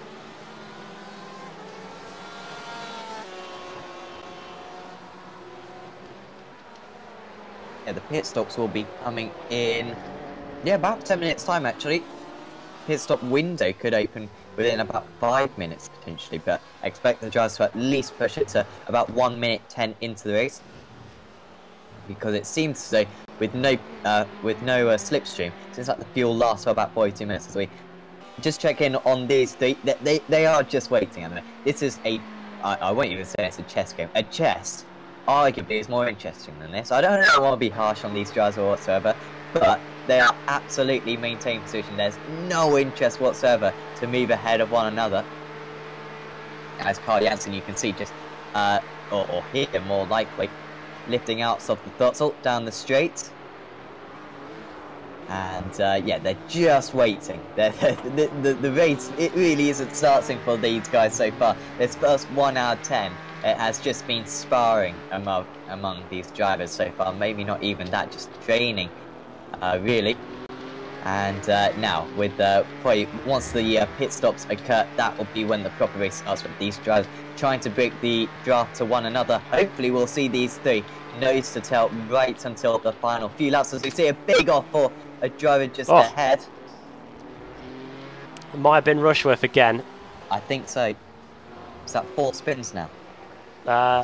Well, someone's keeping count. Yeah, Rushworth gets is off. Let's see what happened then. Dan Kraft also went off about a second later. He might be been on a different part of the circuit. Here goes Jamie then. Is he going to send it? He's going to send it, and he has to lock the rears. There goes Dan Kraft in avoidance. Rushworth has to lock the brakes, otherwise he would have just gone flying into the side of one of his CQR colleagues. And Rushworth gets going again, but he's now down to 26th place. He has been into the pits for a second stop though. I don't know whether that means he is good to go from here to the end of the race, but that spin isn't going to help him at all. And he's a lap down on the leaders now. McFarlane, Thompson and Jansen all going by. Yeah, what a frustrating day this is, because no doubt he could have been in the battle for 4th position at least, and instead he's way down the field. I'm sure he'll be back next week though to put to men's maybe this performance, as McFarlane once again just yeah, still leading. And yeah, these guys will yes, let's say line astern till the pit stops, as we go back to Burke and Lundgren. We could just watch Steve Burke, to be fair, because he's always in battles with these guys, and it's more often than not Robert Lundgren that he's fighting. So now getting ahead of Lundgren then, appreciate. So will Burke be able to break the slipstream then, because like I've said a few times, Lundgren seems to have better straight line speed. I doubt he's really going to be able to pull away too much, getting the gap down to about 0.6 of a second though. Woodhouse is quite close to Lundgren just behind this, as you go through that very unusual corner just to get back onto the oval. One of my least favourite corners in the world, really. Oh, what, the bus stop? No, the left-hander onto the oval. Oh, right. Oh, that's absolutely... Yeah. It's one purpose, it's to get onto the oval. And even that it does poorly, because it goes onto the banking, which isn't very good for the car whatsoever. You can't want to be onto a straight. See Homestead Miami road course, for example. That does that about right. But no, that corner serves one purpose, and even that it does not very well.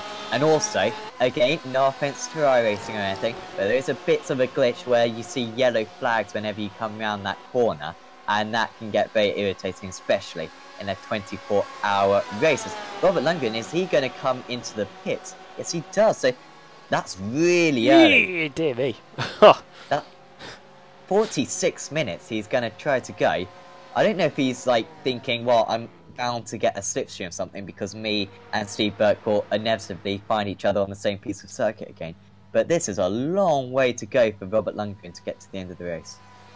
Well, I'll be amazed if he was able to get that car slowed down to get to the speed limit. He was all sorts of all over on the brakes, and hopefully he was able to do so, because that's the last thing he would want is some extra time in the pits. He's been in the box now for 28 seconds. Tom Jacobs has crashed out there. He crashed with Mike Gray earlier. In the pit box now for 36, 37 seconds. He's revving, which means he's ready to go. Either that or he's just out of frustration because he might have sped on entry. This is... Well, Lee Deemer did a 52-second stop, and this is a 53.25, so maybe there could be hope. Maybe he wasn't speeding going in. Yeah, he was taking tyres there. He just got dropped on the jacks just before he pulled away. So this is what happened to Tom Jacobs then. Oh, look where it is. It's turn 1. I wonder what's going to happen here. Oh, well. Oh, dear. Oh, and this could be a decent compilation, actually, of all these You're getting an idea. I am getting an idea, yeah. Oh, make sure to watch our Apex social media then over the next few days. Legendary. Yeah, it's quickly becoming quite a thing, isn't it? I must admit, I did love the one about Road America Turn 5. Yeah. I think most people did as well. Yeah, make sure if you haven't seen that, actually, if you want some great memery, go onto the Apex Facebook page. As Tom Jacobs, I bet that's the last thing on his mind right now, as he is in 27th place. Wonder when the leaders are going to be coming in. I bet most of the people on the YouTube chat are wondering that as well. They probably know more than us too. Lap 45 minutes to go, and these guys are all playing what can only be described, and they probably are, because they're such a good bunch of drivers. A waiting game here, because Rick McFarlane is setting a decent pace at the front. They're all lapping within a couple of tenths of one another, and once that final pit stop gets done, I wonder if the gloves will finally come off there and we can see the true pace of all three of these cars. Josh Thompson, he was really on it in the early going. Ross McFarlane had managed to escape to a 2-second lead, as the sneeze just managed to evade me. McFarlane, but the gap went down, and Thompson was right on the back of Ross before the pit stops.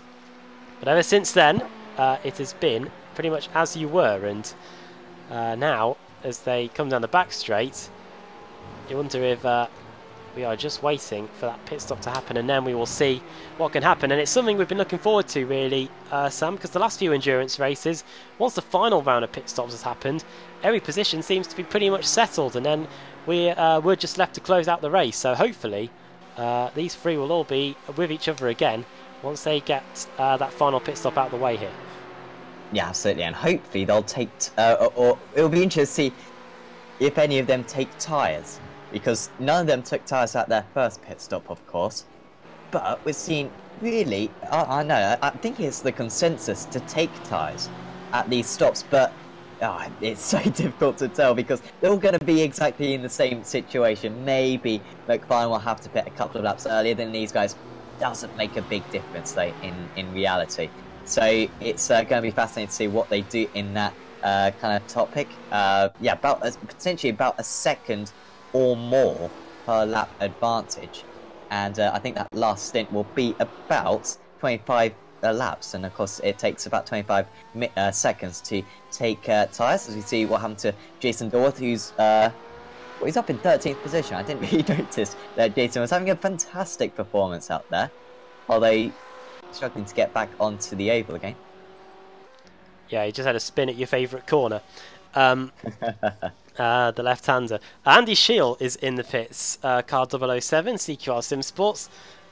He is in now. Very familiar paint scheme, especially those that watched us at Mosport last week. Right in the thick of it was Andy there. Away he goes.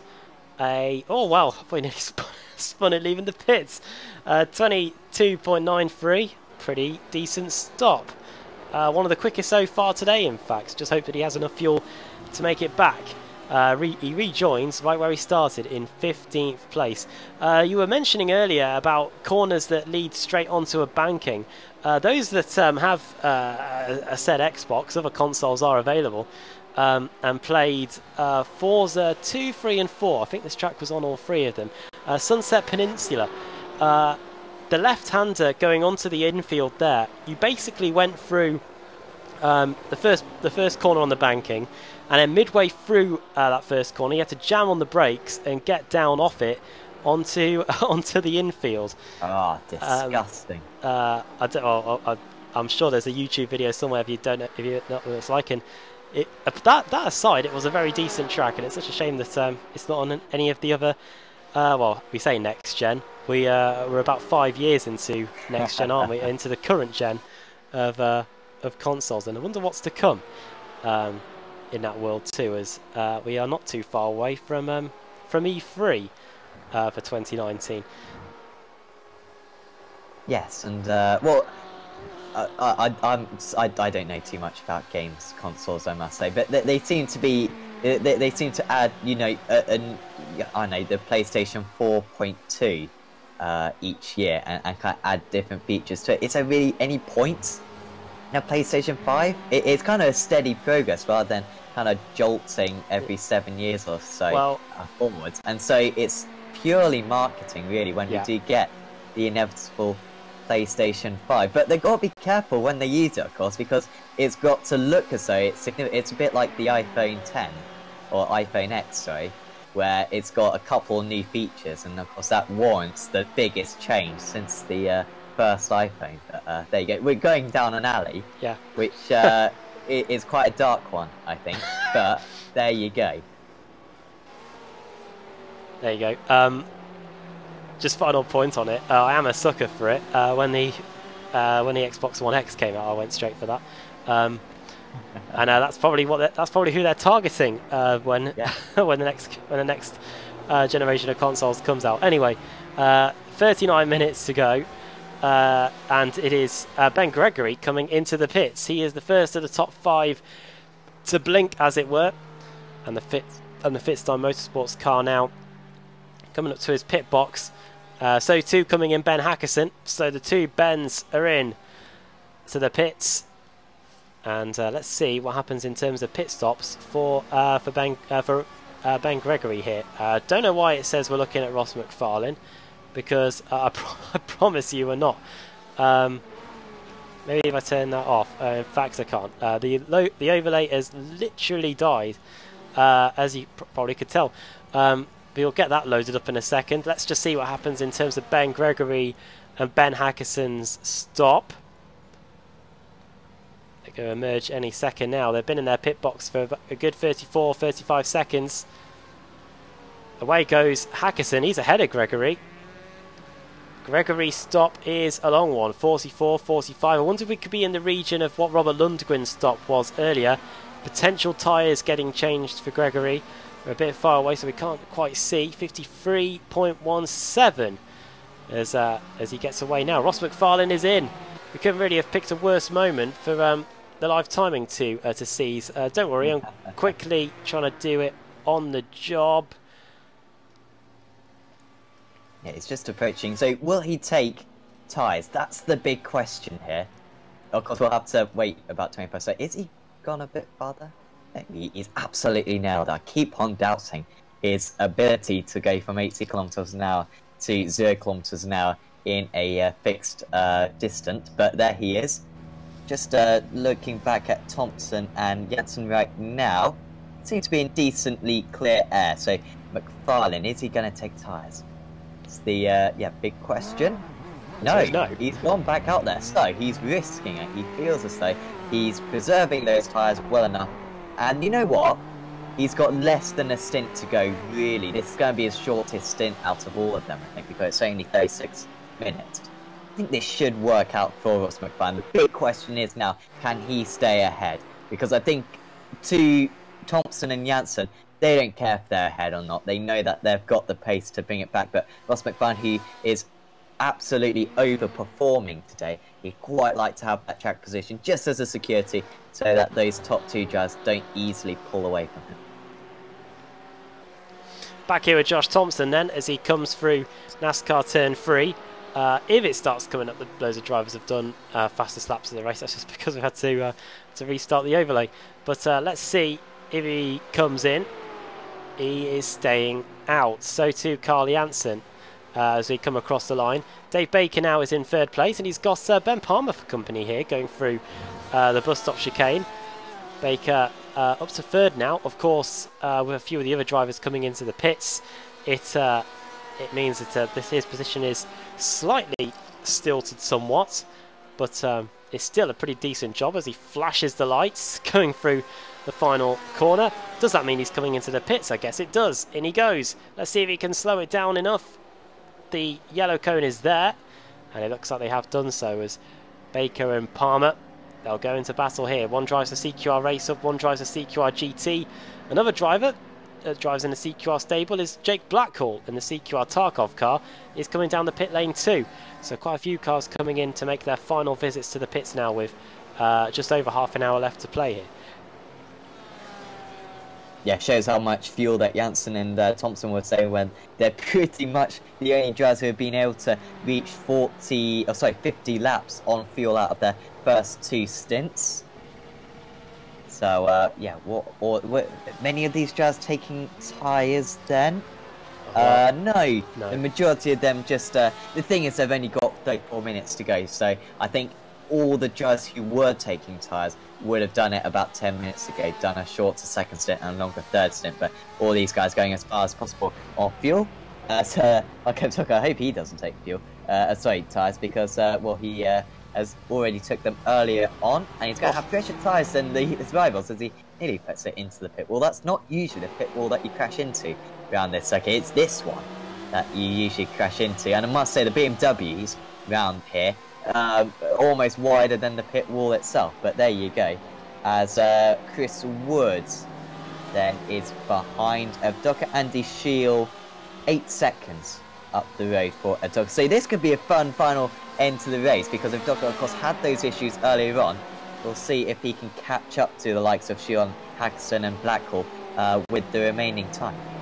And because he changed tyres in the first stop, that means he's still going to have much more tyre life than everybody that took no tyres at all during the race by the time we get to the end of it. So he might be a late race charger here. We'll have to wait and see whereabouts he is once everybody has completed their final round of stops, which we're currently waiting for these two to do as well to make this race really spark into action. It's already been pretty action-packed, but we are really intrigued to see where these guys are going to emerge. As Thompson, he blinks the lights and he's blinking a bit there too as well. The top 2 going through NASCAR turn 2 now. You will be asking where Ross McFarlane is potentially, and the answer is he's just gone through the first corner. You can see there on the track map he is position number 3, and he is going into the International Horseshoe now as Janssen gets a bit unnerved by Thompson disappearing in and out. Going through NASCAR turn 3, you can just see the little monitor in the middle of the screen there inside the car. That is that will be on for the driver. It is a rear view mirror for them essentially, and into the pits they do not go together. The strategies are split even more. It is Janssen staying out, Thompson coming in. Oh, was he just going a bit wide there, Janssen? I don't think he was spinning or anything, unlike most drivers when they go through that turn 1. But I think just ran a little bit wide. This is big now. So, can Thompson stay ahead of McFarlane? McFarlane, just comparing lap times, or sorry, sector times, has been a bit slower. I think, well, I said Thompson was going to be ahead of McFarlane last time, didn't I? And I was wrong. They were neck and neck. But I think this time he's just had enough laps, says Josh Thompson, to probably pull ahead. He's going to be stationary for just a few more seconds. There he goes. Where's McFarlane? McFarlane's behind him. So this is going to be pretty easy for... oh, he's a long way behind him. Bit odd. Well, it was a 5-second quicker stop, wasn't it? Thompson 20.4, McFarlane 25.25. That being said, though, he's only going down the back straight now. He's only going down the front straight now into the first corner. So the gap, correct me if I'm wrong, is 20 seconds. That might come down, actually. I might be over-exaggerating. Thompson's... Yeah, I think it is 20 seconds, yeah. Yeah, dear me. Now, does this mean that he went off the circuit? I'm looking for the event viewer, and he didn't. Oh, no, he did. Here's a replay. This is going into the first corner. And... Oh! Now, that was on his first flying lap out of the pits. And that is where the race could be lost. And people on the YouTube chat saying that Ross McFarlane had such a good race. David Witterballs, I'm looking at you. And yeah, he gets going again. Meanwhile, got to return our attention to Carl Janssen, who is in. Right then, Josh Thompson. It's going to be a race between these two now for the win. Let's forget about Thompson and McFarlane. Let's worry about Janssen and Thompson. You can see where Thompson is. He is just coming through NASCAR Turn 3, going into NASCAR Turn 4 now. And then he'll be on his way to the Tri-Oval. So we can look at it from the blimp. Thompson's going to appear in our shot on the right-hand side any moment now. Oh, it's a longer pit stop for Janssen. There's Thompson. He's on the outside. It's going to be similar to what we saw with McFarlane earlier, but I think it's going to be Thompson that's going to emerge with the lead. It's going to be so close, though.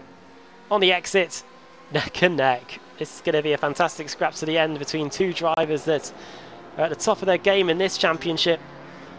And Ross McFarlane, it might not be totally the end of the world for him, but a drive where he's pretty much led every single lap up until this point is not going to be rewarded with potentially a win that he did deserve. He's now going to be in third place, 19 seconds away from Carl Janssen.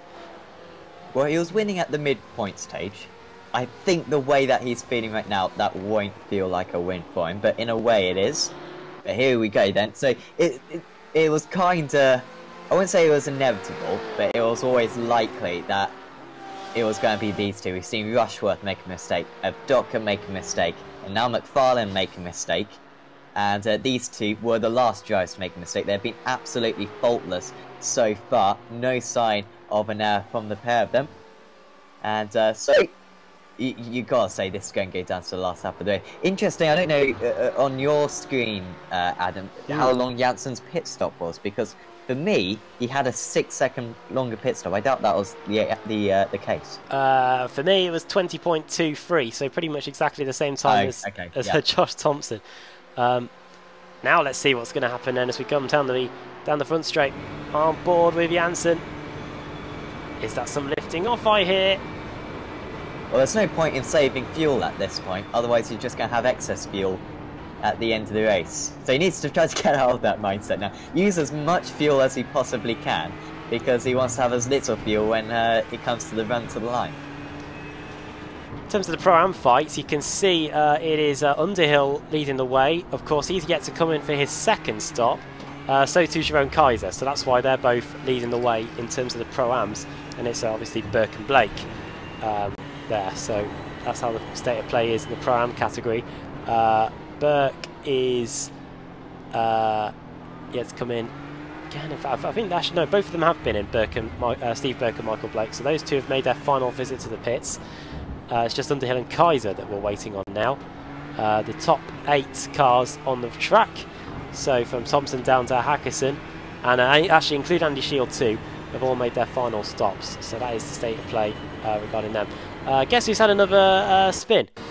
It's a Jamie Rushworth. Let's have a look at see what happened to the former BSRTC champion. This time it's turn 1. Oh! And around. It's almost like that Reliant Robin that Jeremy Clarkson had, where he turned into a corner and it rolled over.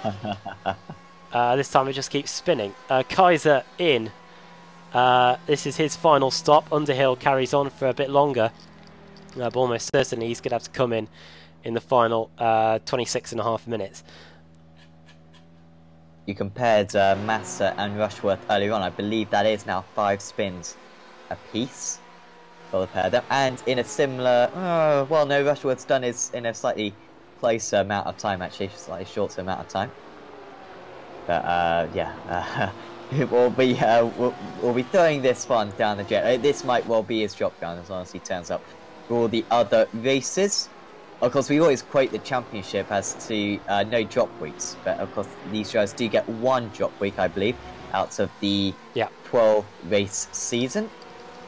And well, that will certainly be good for them. Thompson, of course, had an awful Mosport round. I say awful. He won a race, but he didn't do very well in the other two, from what I can remember. Or maybe finished 5th in one of them and then retired from another. So he'll hopefully be dropping that one.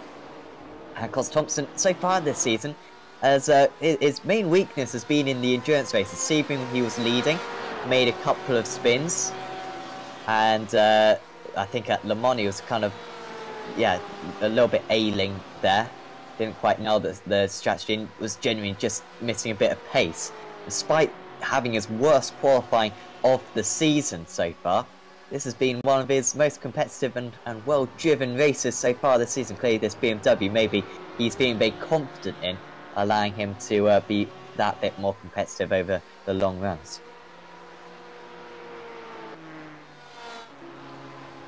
Back with the leaders, just 1/10 of a second between Thompson and Janssen as they come off of NASCAR Turn 4 again.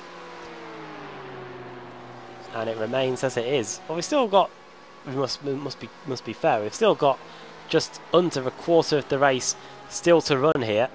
Not really too much of a need to make a rush as Paul Smith and Steve Burke.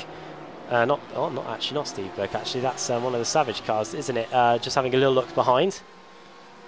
Very close between Wood and Gregory, by the way, because Gregory's on fresh tyres. Oh, yeah. Wood is on slightly older tyres.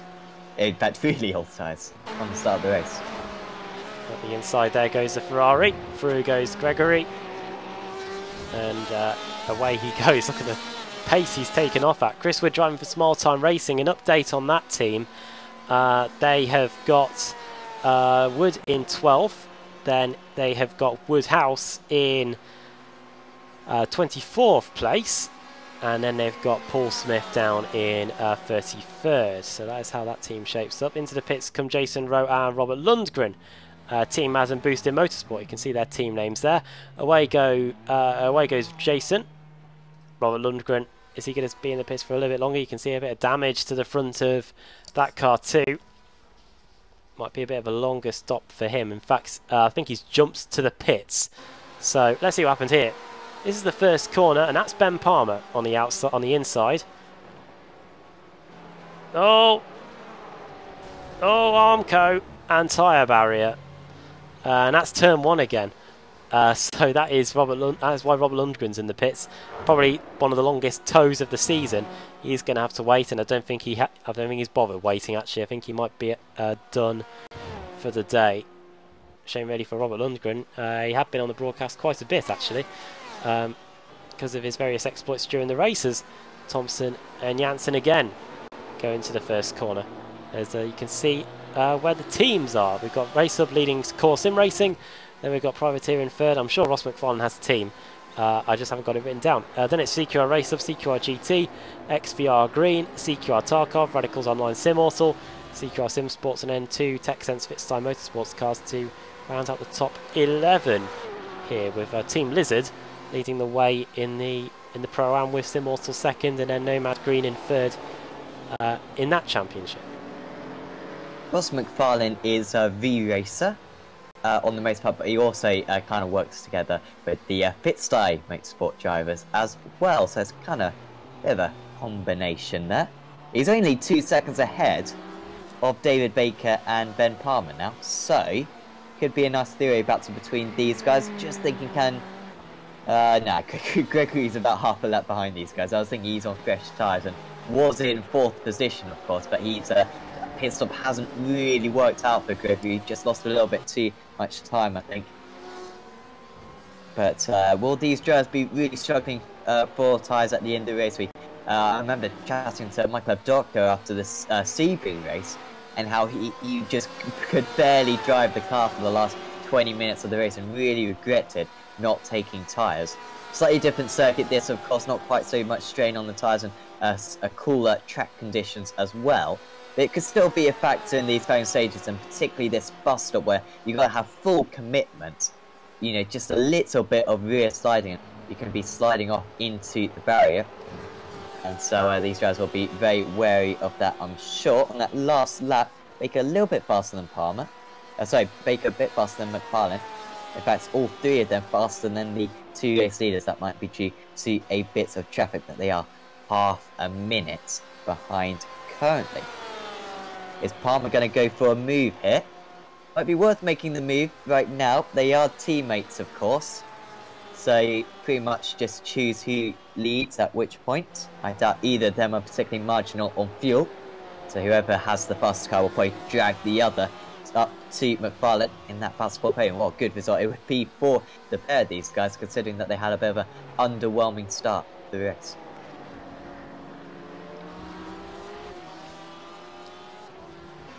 Let's have a look at what which drivers have gained the most places inside the top 20 with just over 20 minutes to go.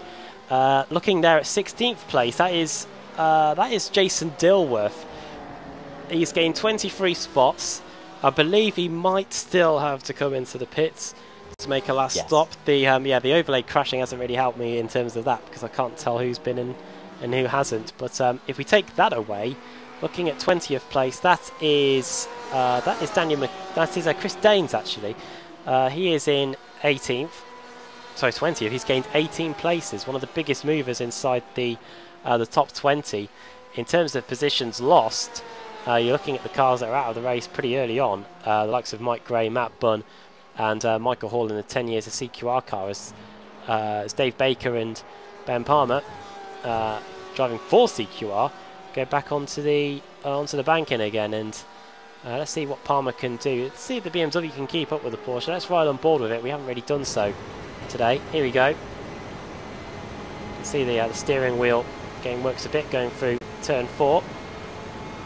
Build up speed. See what speed we can get here. 283 we were running out of briefly.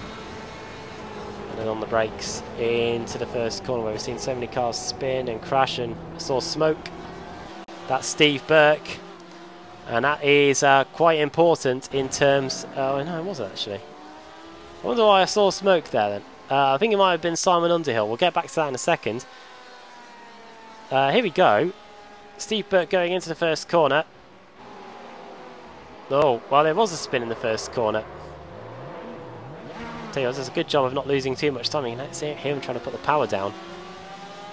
And I believe that is the reason why we had the smoke.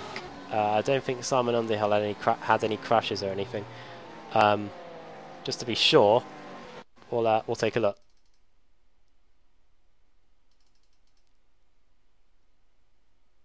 Yeah, so Underhill, is he currently taking his last... Oh, sorry, so that was his last pit stop then, on that 55. Yeah, no problems at all for him. Yes, seemingly no issues. So he's back out in 22nd position. No man green driver. So he's got Kaiser and Daines and Co to catch up to, which I think he might have fresher tyres than those guys. So I might be able to challenge them late on. Still Baker, closing a bit on McLaren. That last lap was 2 tenths faster, maintaining it seemingly on this lap. So he might just make it by the end of the race. This is very marginal. You've got to say, McFarlane, despite that one spin, has been superb in this race, despite a lot of pressure from the drivers behind earlier on with Thompson and Janssen, and managed to drive the first hour and a half of this race without mistake. So you would not bet against him lasting the last 15 minutes of this race or so without any mistakes. So he's on the move then. So is Gregory making any decent progress still? Because he was, of course, on fresh tyres. Yeah, he's a little bit in no man's land at the moment, just behind his teammates Michael Abducker. Also got Rose versus Rushworth still relatively close to one another, I believe. Yeah, Jamie Rushworth, who really has been in the thick of the action. He has been lapped a bit, actually. Here we go. This is Dima versus Rowe going into the first corner. And it looks like that is Dima getting the move done. In fact, it is. In fact, actually, I think it might just be Dima repassing Rowe, actually. Dima went off the track earlier. Oh, and that's a spin. A half spin. He cuts across the inside of the circuit. It might be a minimal slowdown for Jason Rowe. Not what he would have wanted. It is very close, actually, between Daniel McCauley and Michael Blake. Look at this. This is a pro driver versus an AM driver here as we come through to complete the lap. And that is Burke going through. Indeed it is, yes. So that is Steve Burke up into 18th place. Oh, slides. Runs wide. And this is all of a sudden back on again. Let's see if McCauley can get it done up the inside going into the hairpin. Is he going to throw it up the inside? No, he isn't. He needs to make sure he doesn't lock the rears. We can just see the embers of the smoke of from what happened a couple of minutes ago to poor Jason Rowe. But still quite a few decent scraps. And let's not forget, we've still got a battle for the lead to focus on, as that will get closer towards the end of the race. And the extra points that could be on offer for those drivers there. It's Thompson, then Janssen, then McFarlane, Baker, Palmer, Warmingham, Blackhall, Hackerson, Shield, and Evdoka rounding up the top 10 here with just over, or we can say in 3 seconds, exactly 15 minutes to go here. Just a quarter of an hour left, and we're in the doing some maths here. 15, 14, in the final few moments of the race. That's me really bottling it there. 8? I think it's an final 8. Final 8 for the race. There you go. Did you get a GCSE in maths? I did. I got a B. There you go. That's it. That's not embarrassing at all. Fortunately, I didn't take it at A level. Otherwise, that would have been a wasted. That would have been a wasted A level, wouldn't it? You see, there you go. That's me taking my A level right now. So that's the difference between GCSE and an A level, clearly. There you go. They don't teach you this stuff at A level media studies, no. or A level history. More focused on Vietnam there. Lap 62. We're a long way away from Vietnam. However, I believe FIA Formula 1 are going there in a couple of years, aren't they? Yes, Hanoi. Yes, to Hanoi. The train station that James May got wrong in the Vietnam special. Was that it? Oh, that was a great episode. One of the best ones. In fact, the Grand Tour is doing we're sidetracking again, but it's a 2-hour race. You can forgive us just a little bit. We're sidetracking over. The Grand Tour episodes this season have been top notch. But yeah, in that Vietnam episode, they're meant to go to Hai Long City, and James apparently gets the wrong tickets, and they end up in Hanoi. A 10-year-old me watching that truly believed them, but now when you know what goes into the production of these episodes, you wonder if something may have been a bit off there. You see, 7-year-old me still believes that was true, so don't fake it. Cynic in me. Maybe it's my dad just whispering in my ear, just going, "Adam, it's all staged." Maybe it is now. But yeah, lap 62, and look at this. We could finally see Janssen maybe rolling the dice here. The gap is as close as it's ever been. And still no advancements from Carl Janssen. I wonder if we could literally be waiting until the final lap and us see a drag race to the line potentially. We haven't really seen what the Ford's got underneath it, up against the BMW, especially up against the BMW of Josh Thompson. So we're really going to have to wait and see what Carl Janssen has got up his sleeve here, and really looking forward to it, because this is going to be two of the best drivers in the series going at it for the win. They're 27 seconds ahead of Ross McFarlane now, who's down in third. In fact, Ross McFarlane isn't too far away from the clutches of Dave Baker. In fact, there he is. So we could have a 3-car scrap for the final spot on the podium, potentially in a few laps. Yep, another... Oh, in fact, actually, Baker was 1/10 slow on that lap, but he has been edging closer. Gap was at about 2.3 seconds, I think, at one point, down to 1.3 seconds, and once he gets it down to about 0.7 of a second, he'll start getting the slipstream, which will certainly help him up to the back of him. Shield versus Hackerson. 0.2 of a second between the pair of them at the moment. That's the battle, I believe, for... oh, sorry, is it Shield? Shield versus Wood, isn't it? Oh, no, it's not actually. There you go, apologies. Oh no, sorry, no. Yeah, for some reason I was seeing them very close to one another, but they're not really that close to one another. It's very much maintaining down that entire field. Macaulay versus Burke. Hopefully I've got that one right at least. Yes, they are half a second between the two of them. So Burke got ahead, didn't he? And then Macaulay, since then, seems to have made the move back. These two are second and third in terms of the drivers who are one lap down. Michael Blake, the leader, is the leader of the drivers who are one lap down. Doesn't really matter that, but there you go. Yeah, if we had a safety car, I think he might get a free pass, but we have safety I think he car. might have that power, actually. I'm Wow. not sure. I certainly know that Woody had that power when he... Oh, Watkins Glen, when Yes. when things kicks off, absolute scenes. Limbs all over the shop, potentially. Definitely. Lap 64, just over 10 minutes to go. And we've got stuff for brewing here. We've got Thompson versus Janssen for the win. We've got McFarlane versus Baker versus Palmer, potentially for the final spot on the podium. McFarlane has got about a second advantage over Baker, as Chaz Draycott on the YouTube chat, Chaz, good evening, says, come on, Ben. But we'll try and work out which one he's cheering on. Hopefully it's not Ben Hackerson, because Hackerson has just got to come into the pits. Maybe a miscalculation somewhere, but either way, it's Serenada to his chances of a top 10 finish here. Oh, yeah, literally a drop. Dear. Was that a drop of fuel or was that a new car? Not too sure, but away he goes. I think he was the one who pitted with about 46 minutes to go in the race. All right. I did say at that time, you can't go 46 minutes. We've kind of seen 43 minutes. I imagine he probably could have fuel saved. I don't know. It's a long pit stop. Hopefully we'll have a chat with him after the race. But he's still, according to my screen, in 13th place. Yeah, he is, yeah.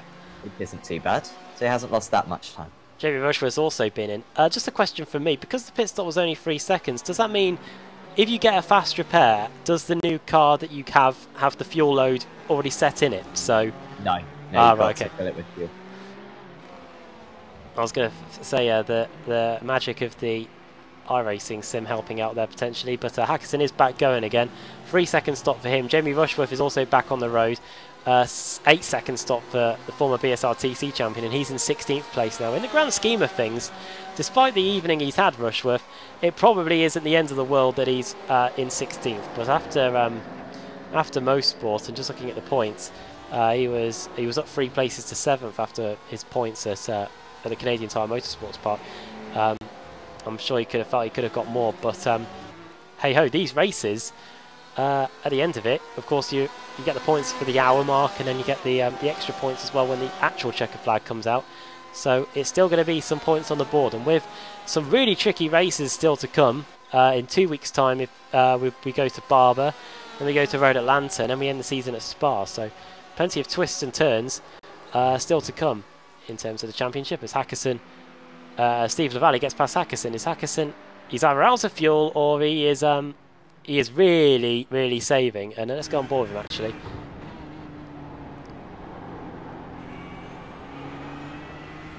These cars are fuel mixtures at the ready, Sam. So I wonder if you might just be using that to help him get that Ford across the line towards the end with 8 minutes to go. Yeah, the engine note though didn't sound too dull. Usually you can notice that in that car. So not quite sure what's going on. Hopefully he'll be able to increase his pace once again. As yeah, Thompson still holding back. Yeah. I always say this saying that I'm sure Janssen could sketch the back of Thompson's car very impressively, because he has literally spent the last 1 hour 10 glued to the rear wing of that BMW. And what will he be glued to it in 7 minutes time? That's all that really matters. Well, it did kind of matter at the hour mark when some of the points were distributed, but the majority of the points are distributed after 2 hours.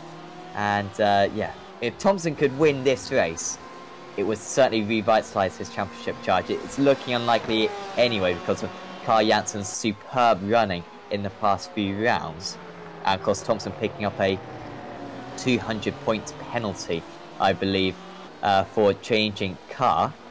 But Thompson has shown in the past couple of weeks that he is very competitive in that BMW. He had a good round at Interlagos. So it's still possible for him to bring back this championship, but he has to win today, really, to see any possibility. And he's probably the main challenger to Janssen now because of Rose's issues earlier on. And as I quickly look at standing, I think mainly also of course Setsas dropping out, Baker not having a great time a bit today and was already a lot of points behind. So this is big for the championship. Jazz just affirming that he's in the Ben Palmer camp, and Ben is having a good race, up in 5th, 8 positions gained, and he is 4 tenths of a second away. He's embroiled in that Baker-McFarlane scrap, which we were just looking at a moment ago. Here comes Dave Baker. He put in a personal best on the last lap, and I don't think Ross McFarlane is going to be able to keep the former BSRTC champion at bay any longer. Through goes the Porsche up into 3rd. I wonder what Ben Palmer can do about it now. Chance for CQR to finish first, 3rd, and potentially 4th with a couple of laps to go, as Thompson and Janssen are still 1st and 2nd. A lot of positions gained by all those cars inside the top 10. A stat that we always used to love to do on this channel was cars that started inside the top 10 that finished there. Just looking at it, there may be still a few, but as you can see, there are cars inside the top 10 that gained 8 places, gaining 5 like Thompson, 7 like Wood. So quite a lot there, and quite a few cars that have lost places. You can see there, 9th place Gregory, lost 6 so far today. 14 for Rush that is Rushmore, isn't it? Yeah, down in 16th place. So a lot of gains and a lot of losses as we're back again with the leaders. It is a 1 minute 43 lap around here. So when we get back, here's your chance to redeem yourself. Yeah. Oh, go on. No, I'm leaving it up to you here. You know, after your misdemeanor earlier on with the can't work out apes. Here we go. Yeah. This is much more difficult though. Oh yeah, well we've just got under 4 minutes to go, and it is a 100-second lap. So I reckon we have got when we get back round to the line, we're going to be on about 1 minute, 1 hour 58. I reckon when we get back to the line, we'll have 2 laps to go. I think you're right there. Yeah, so 2 and 2/3 laps to go. Of course, we've actually got this thing on our live timing app, which I believe there is a link in the live chat. You might have to scroll up a little bit, but it was posted about half an hour, 45 minutes ago, where you can see how many laps the drivers have completed, and I can tell you that Thompson is now 67.39 of laps completed. And yeah, of course, rapidly increasing. So, I don't know about you, Adam, but of course you've got a lot more experience of this than I do. But what's usually the best tactics you'd say for these two drivers? Would you want to lead going on to the last lap? I reckon so. But your worry is also getting potentially taken out. But I don't expect that from these two. Touch wood. With a couple of laps to go, an hour and 57 in. Then I reckon if you're in the lead, you'd be able to do the defending. If you're in 2nd place, you've got to try and undo the person in front. Potentially, Lee Woodburn has jumped to the pits before we solely focus on this battle for the lead, because it's been basically 2 hours in the making. Let's see what happens to Lee Woodburn here. I think it might just be him calling it a day here. Say that, no. Oh, yeah, he definitely is done. I don't even know what he's doing. Yeah, not too sure what to say about that. Lee Woodburn back to the pits. Shame, really, because as you can see now, we are on the penultimate lap. I reckon we will just have enough time to squeeze one more in. And I wonder, usually in races like this, when there's just a few seconds in it, in terms of whether we're going to get an extra lap in, there's always maybe 1 or 2 drivers that have maybe miscalculated the fuel slightly. Hopefully it's not one of these two, because these two have pretty much dominated the race. Ross McFarlane aside. McFarlane led the first, I'd say, 5/8, 6/8, Sam. and then ever since then, it's been these two. And McFarlane is down to 4th place now. He's got Ben Palmer for company. There they are. The 3-car trio fighting it out for the final spot on the podium. Is it going to be the Porsche? Is it going to be the Ferrari or the BMW that's going to snatch that bronze medal when we get back round to the checker flag in 1.5 laps time? As we go through the bus stop chicane now with the leaders. And Janssen is 0.3 of a second behind now, but usually by the time we get round to NASCAR Turn 4, it's around 1/10 of a second, as it's going to be here. Yeah, this is going to be properly close. Will he go for it this time, or is he going to wait? He's waiting. Well, this is brave. You think he's not overtaken Thompson for the entire race, so he hasn't got too much to learn by, apart from the fact that he's been following him for 1.5 hours of this race, pretty much. Oh, this is properly exciting. This is how it should be. These two have been absolutely neck and neck. You could not split them in any category, I'd say, so far in this race. They've been totally flawless. They've been equal on pace, and up to 0.4 of a second. He's not going to go for it, I imagine, at the bus stop, as Ben Palmer has to come to the pits, which is surprising because he's been following his teammate for the entire stint, so I'm surprised he didn't have enough fuel. We'll be interested to see where he ends up. But yeah, Thompson, 0.4 of a second again. This is a big run. On the last lap, Thompson just overcooked this a little bit. You know, he's pretty much nailed it, but Janssen with a good exit. Back down to 0.4 of a second. He wants to be within about probably 1/4 of a second coming out of the bus stop, and Janssen should be looking good. Well, if he's got anything in reserve, Carl Janssen, now's the time to see it. Thompson, oh, I thought he was slowing then. I saw the gap closing and I thought, oh no, he's out of fuel. Through the bus stop chicane then. Final time. Good run through by both of them. If I had to say one had a better run through there, I think it might be Thompson. But now he's got to try and disturb the slipstream, because Carl Janssen is going to use every last bit of that Ford GT to try and get past the BMW here. He's going to go to the outside. It's going to be a drag race to the line. Thompson might have seen him a bit too late. Oh, and off! Surely he's going to hold on to it. No, he spins. Carl Janssen wins the World GT here at Daytona, the final endurance race of the season. Josh Thompson is going to limp over the line in 2nd place. Wow, what a finish that was. Dave Baker is going to come through and take 3rd spot, or is he? Ross McFarlane is coming off of turn 4. There's a Nomad GT Ford that might just settle it. Oh, so close. It's going to be Baker by an inch over the line, and Ross McFarlane, maybe if that Ford GT, that Nomad Ford, wasn't there, Ross McFarlane may have been taking home that bronze medal. Race winner in the Pro-Am. They were a lap down, so they've already crossed the line. It is Steve Berg in the Team Lizard car with a fantastic drive there to take the win there. 2nd in the Pro-Am class was Jerome Kaiser. Remarkable. He only came in for a 19-second stop. Somehow that fast repair seems to have worked, because the way the strategy has played itself out, Sam, it looks like by the time he came in for his final stop, he only needed to put a few litres of fuel in, and he was away, and it works to perfection. He's got a 2nd, and Michael Blake 3rd, but what a finish for the overall win. Yeah, absolutely, and I think Thompson, he must have been super frustrated. To give credit to Janssen, you know, I'm always someone who kind of supports drivers going for the lead before the final lap of the race. But Janssen, to have the confidence within himself to know that he was going to nail the exit of that bus stop like he did, and he would have been learning for all those laps his chances of getting the run to the line, whether it was long enough or not. And he absolutely nailed it in the end, and feel sorry for Thompson in the end. And of course, he was trying to put Janssen off a little bit with that slight swerving right at the end of the race. And of course, he spun himself. But what a fantastic race. I think the best enduro of the season. The fact that we had 3 drivers fight for the lead for so long. Of course, McFarlane should be credited for winning a race arguably out there, because he was leading at the hour mark. He'll get a lot of points for that.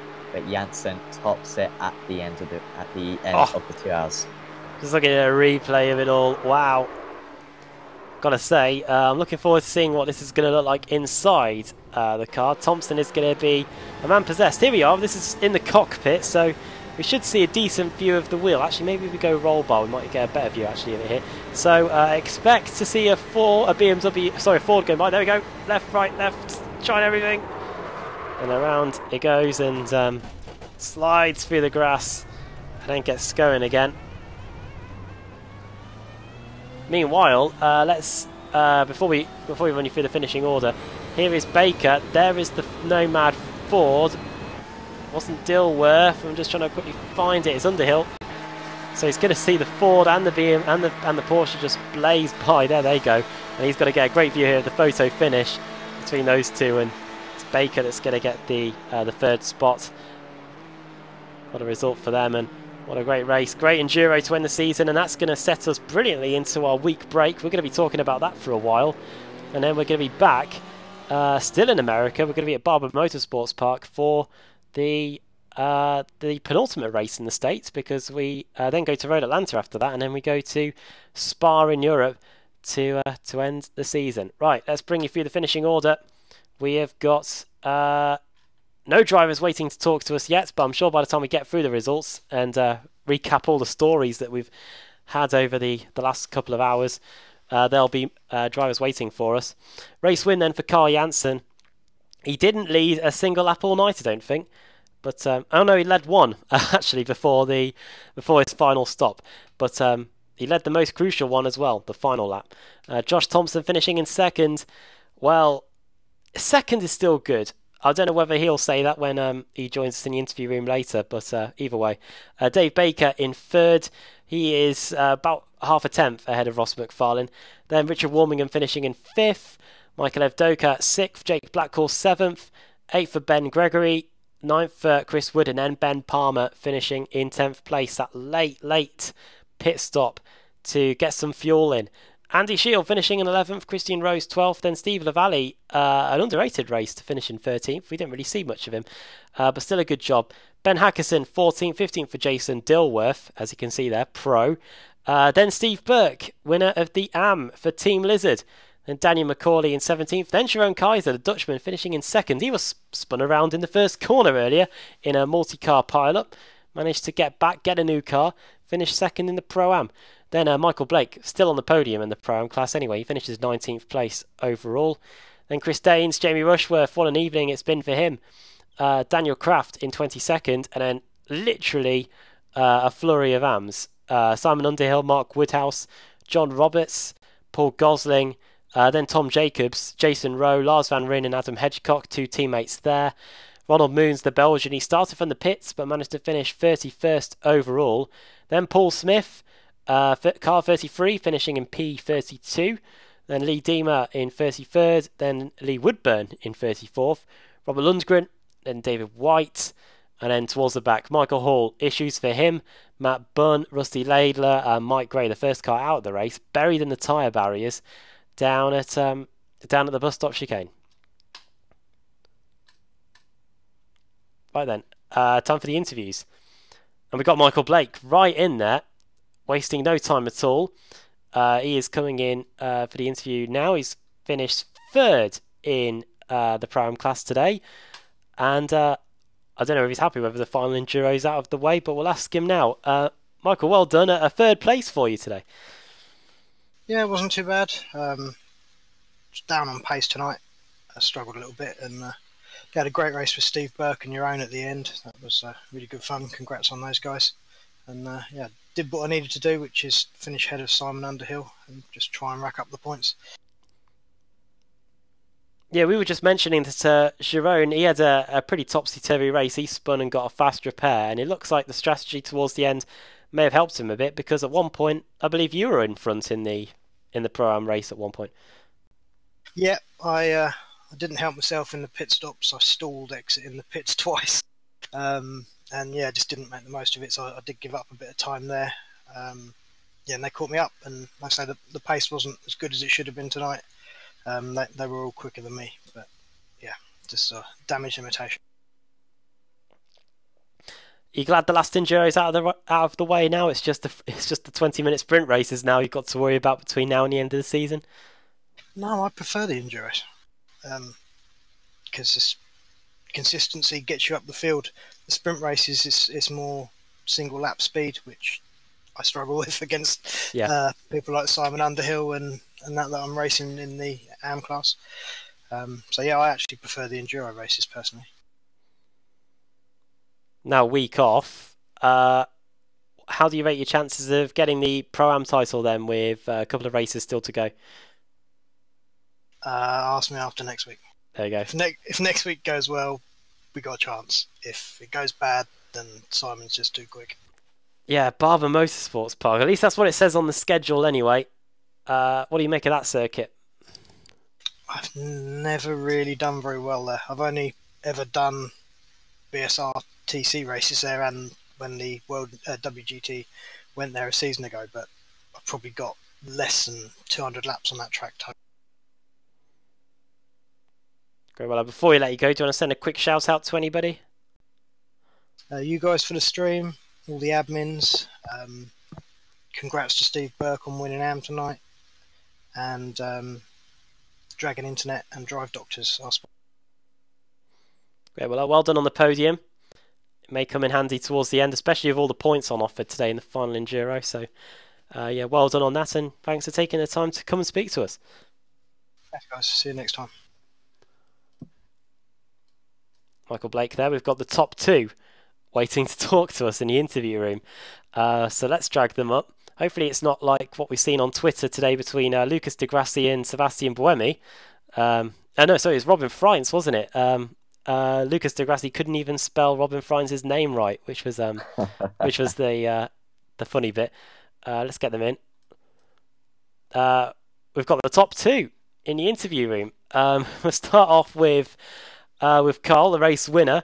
Carl, I think you pretty much got you must have been hypnotised by that BMW you were behind it for so much of the race, but you were able to get by on the last lap. Yeah, it's always the same with this track. It's just if you're able to get a run out of bus stop, it's not even worth trying to pass for that. It's always been like that, and I think it will always be like that as well. And Josh, did you know that was coming on the last lap? I knew from the as soon as we finished the final stops and came out of the pits and just got the gap, just got in front.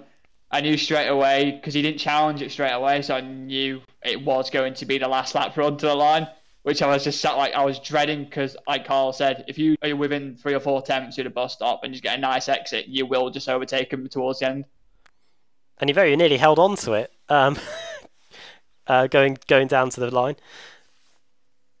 Yeah, I had to move up. I did react a bit too much, I feel. I shouldn't have gone up so late. I should have covered a bit more, but either way, I think Carl would have got it to the line. I don't think the BM had the grunt at the end of the straight. The last little bit, I think it was like 2Ks, 1K down, so Carl would have just got it by a nose.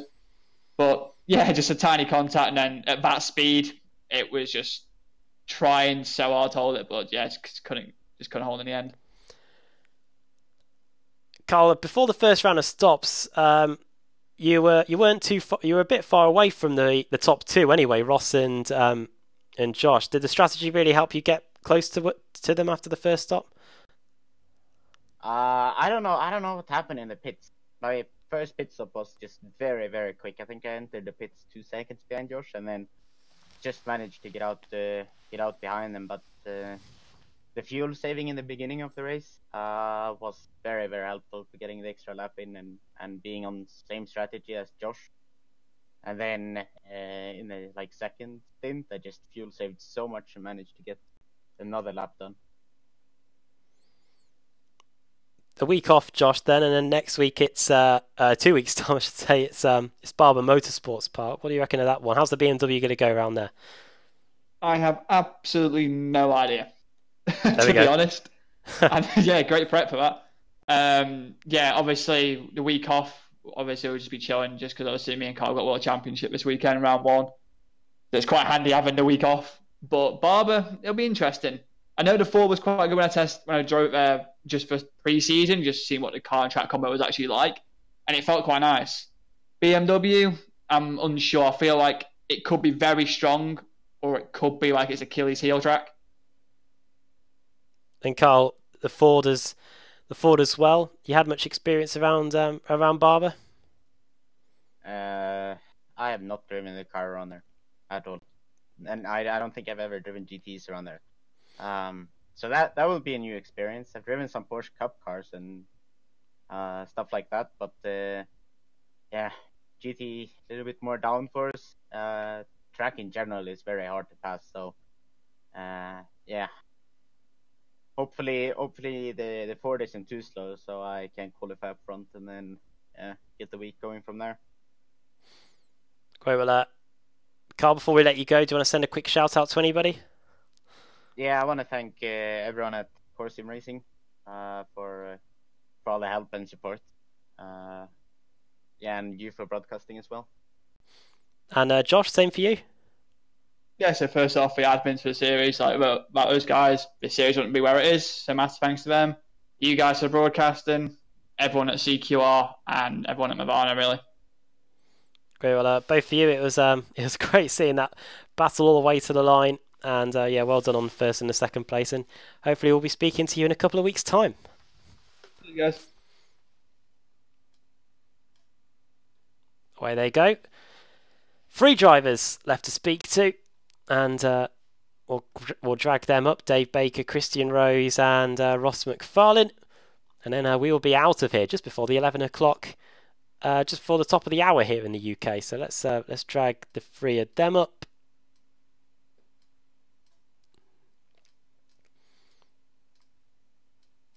And they're they're in the commentary box with us now, and they're standing by with Sam Fitzpatrick. Yes, well done to you all finishing in the top 12 positions. And Ross, will come to you first. Fantastic driving. Whilst, of course, you did have that spin, which maybe cost you a chance at winning after the 2 hours, you still won the basically race 1 of the day at the halfway mark. Must be very pleased. Yeah, I mean, we had a good chance there at winning that, but it was always going to be tough. As soon as I realised that Janssen and Thompson were in the draft, I thought, all right, this is me for the rest of the race. They're just going to sit in behind, get an extra lap of fuel, probably maybe jump me at the second stop. And so I was unsure of the strategy. I decided not to take tyres. I think that was the best choice in the end, certainly for time. However, the first couple of laps were just scary on the heavy fuel. And unfortunately, I just think I pinched a tyre into turn 1, spun it round, and I couldn't get going because there was people driving behind me. And yeah, but the halfway point, I was happy. I thought Josh might try and make a move on me to steal the halfway points or something, but luckily that was not the focus. So yeah, I'm very happy with it. It's nice to have a chance at the win and know that there's a good chance at winning other races as well, hopefully. But yeah, very happy. Yeah, certainly very positive going into the final few rounds of the season. Dave, you did really well out there as well, finishing on the podium. And considering that it was a bit of a underwhelming start, you had to slowly work your way through the field. It took you about kind of an hour and a half just to get into the top kind of 4 drivers or so. You must be really pleased just to kind of grind out that result.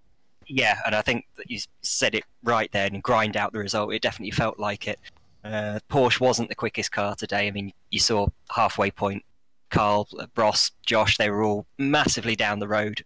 We just sort of benefited from the unfortunate mistakes that some people got caught up in. And then, yeah, just managed to pip Ross on the run to the line, but that could have been anybody's. And, you know, for the top guys, they did a fantastic race. You know, pace was excellent. We were just lucky.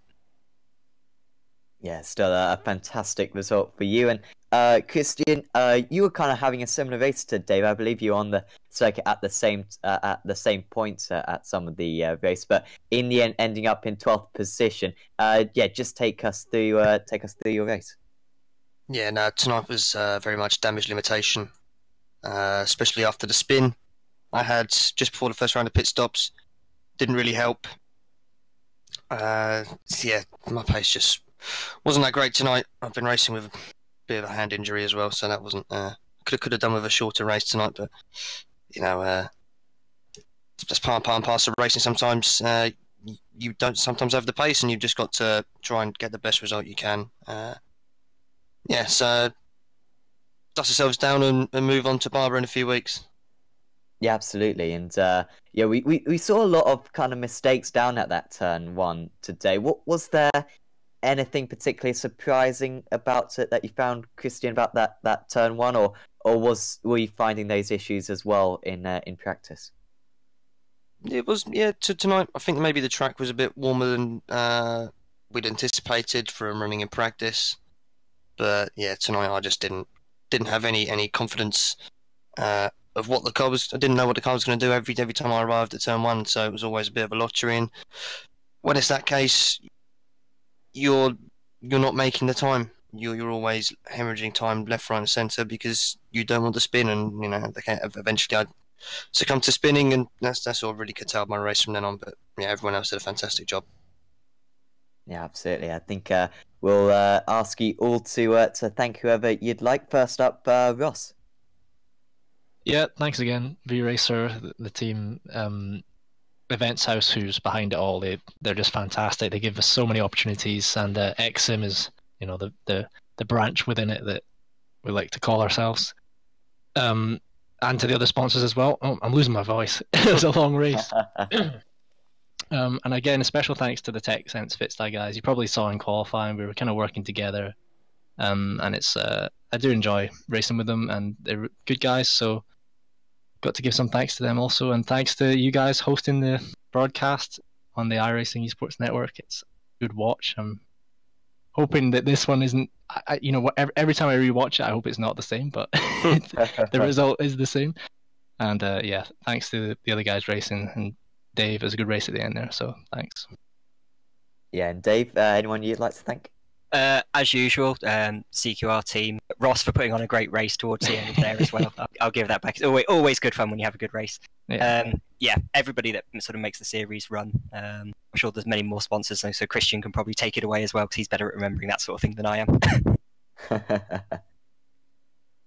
Yeah, no, to yourselves, first of all, for fantastic support of the series. We've been streaming our races for a very long time, and you've given us a fantastic platform. Also to Simmortals for again sponsoring the series. Yep, and everyone at CQR. Well, thanks to all of you, and we'll see you very soon on Apex Racing TV.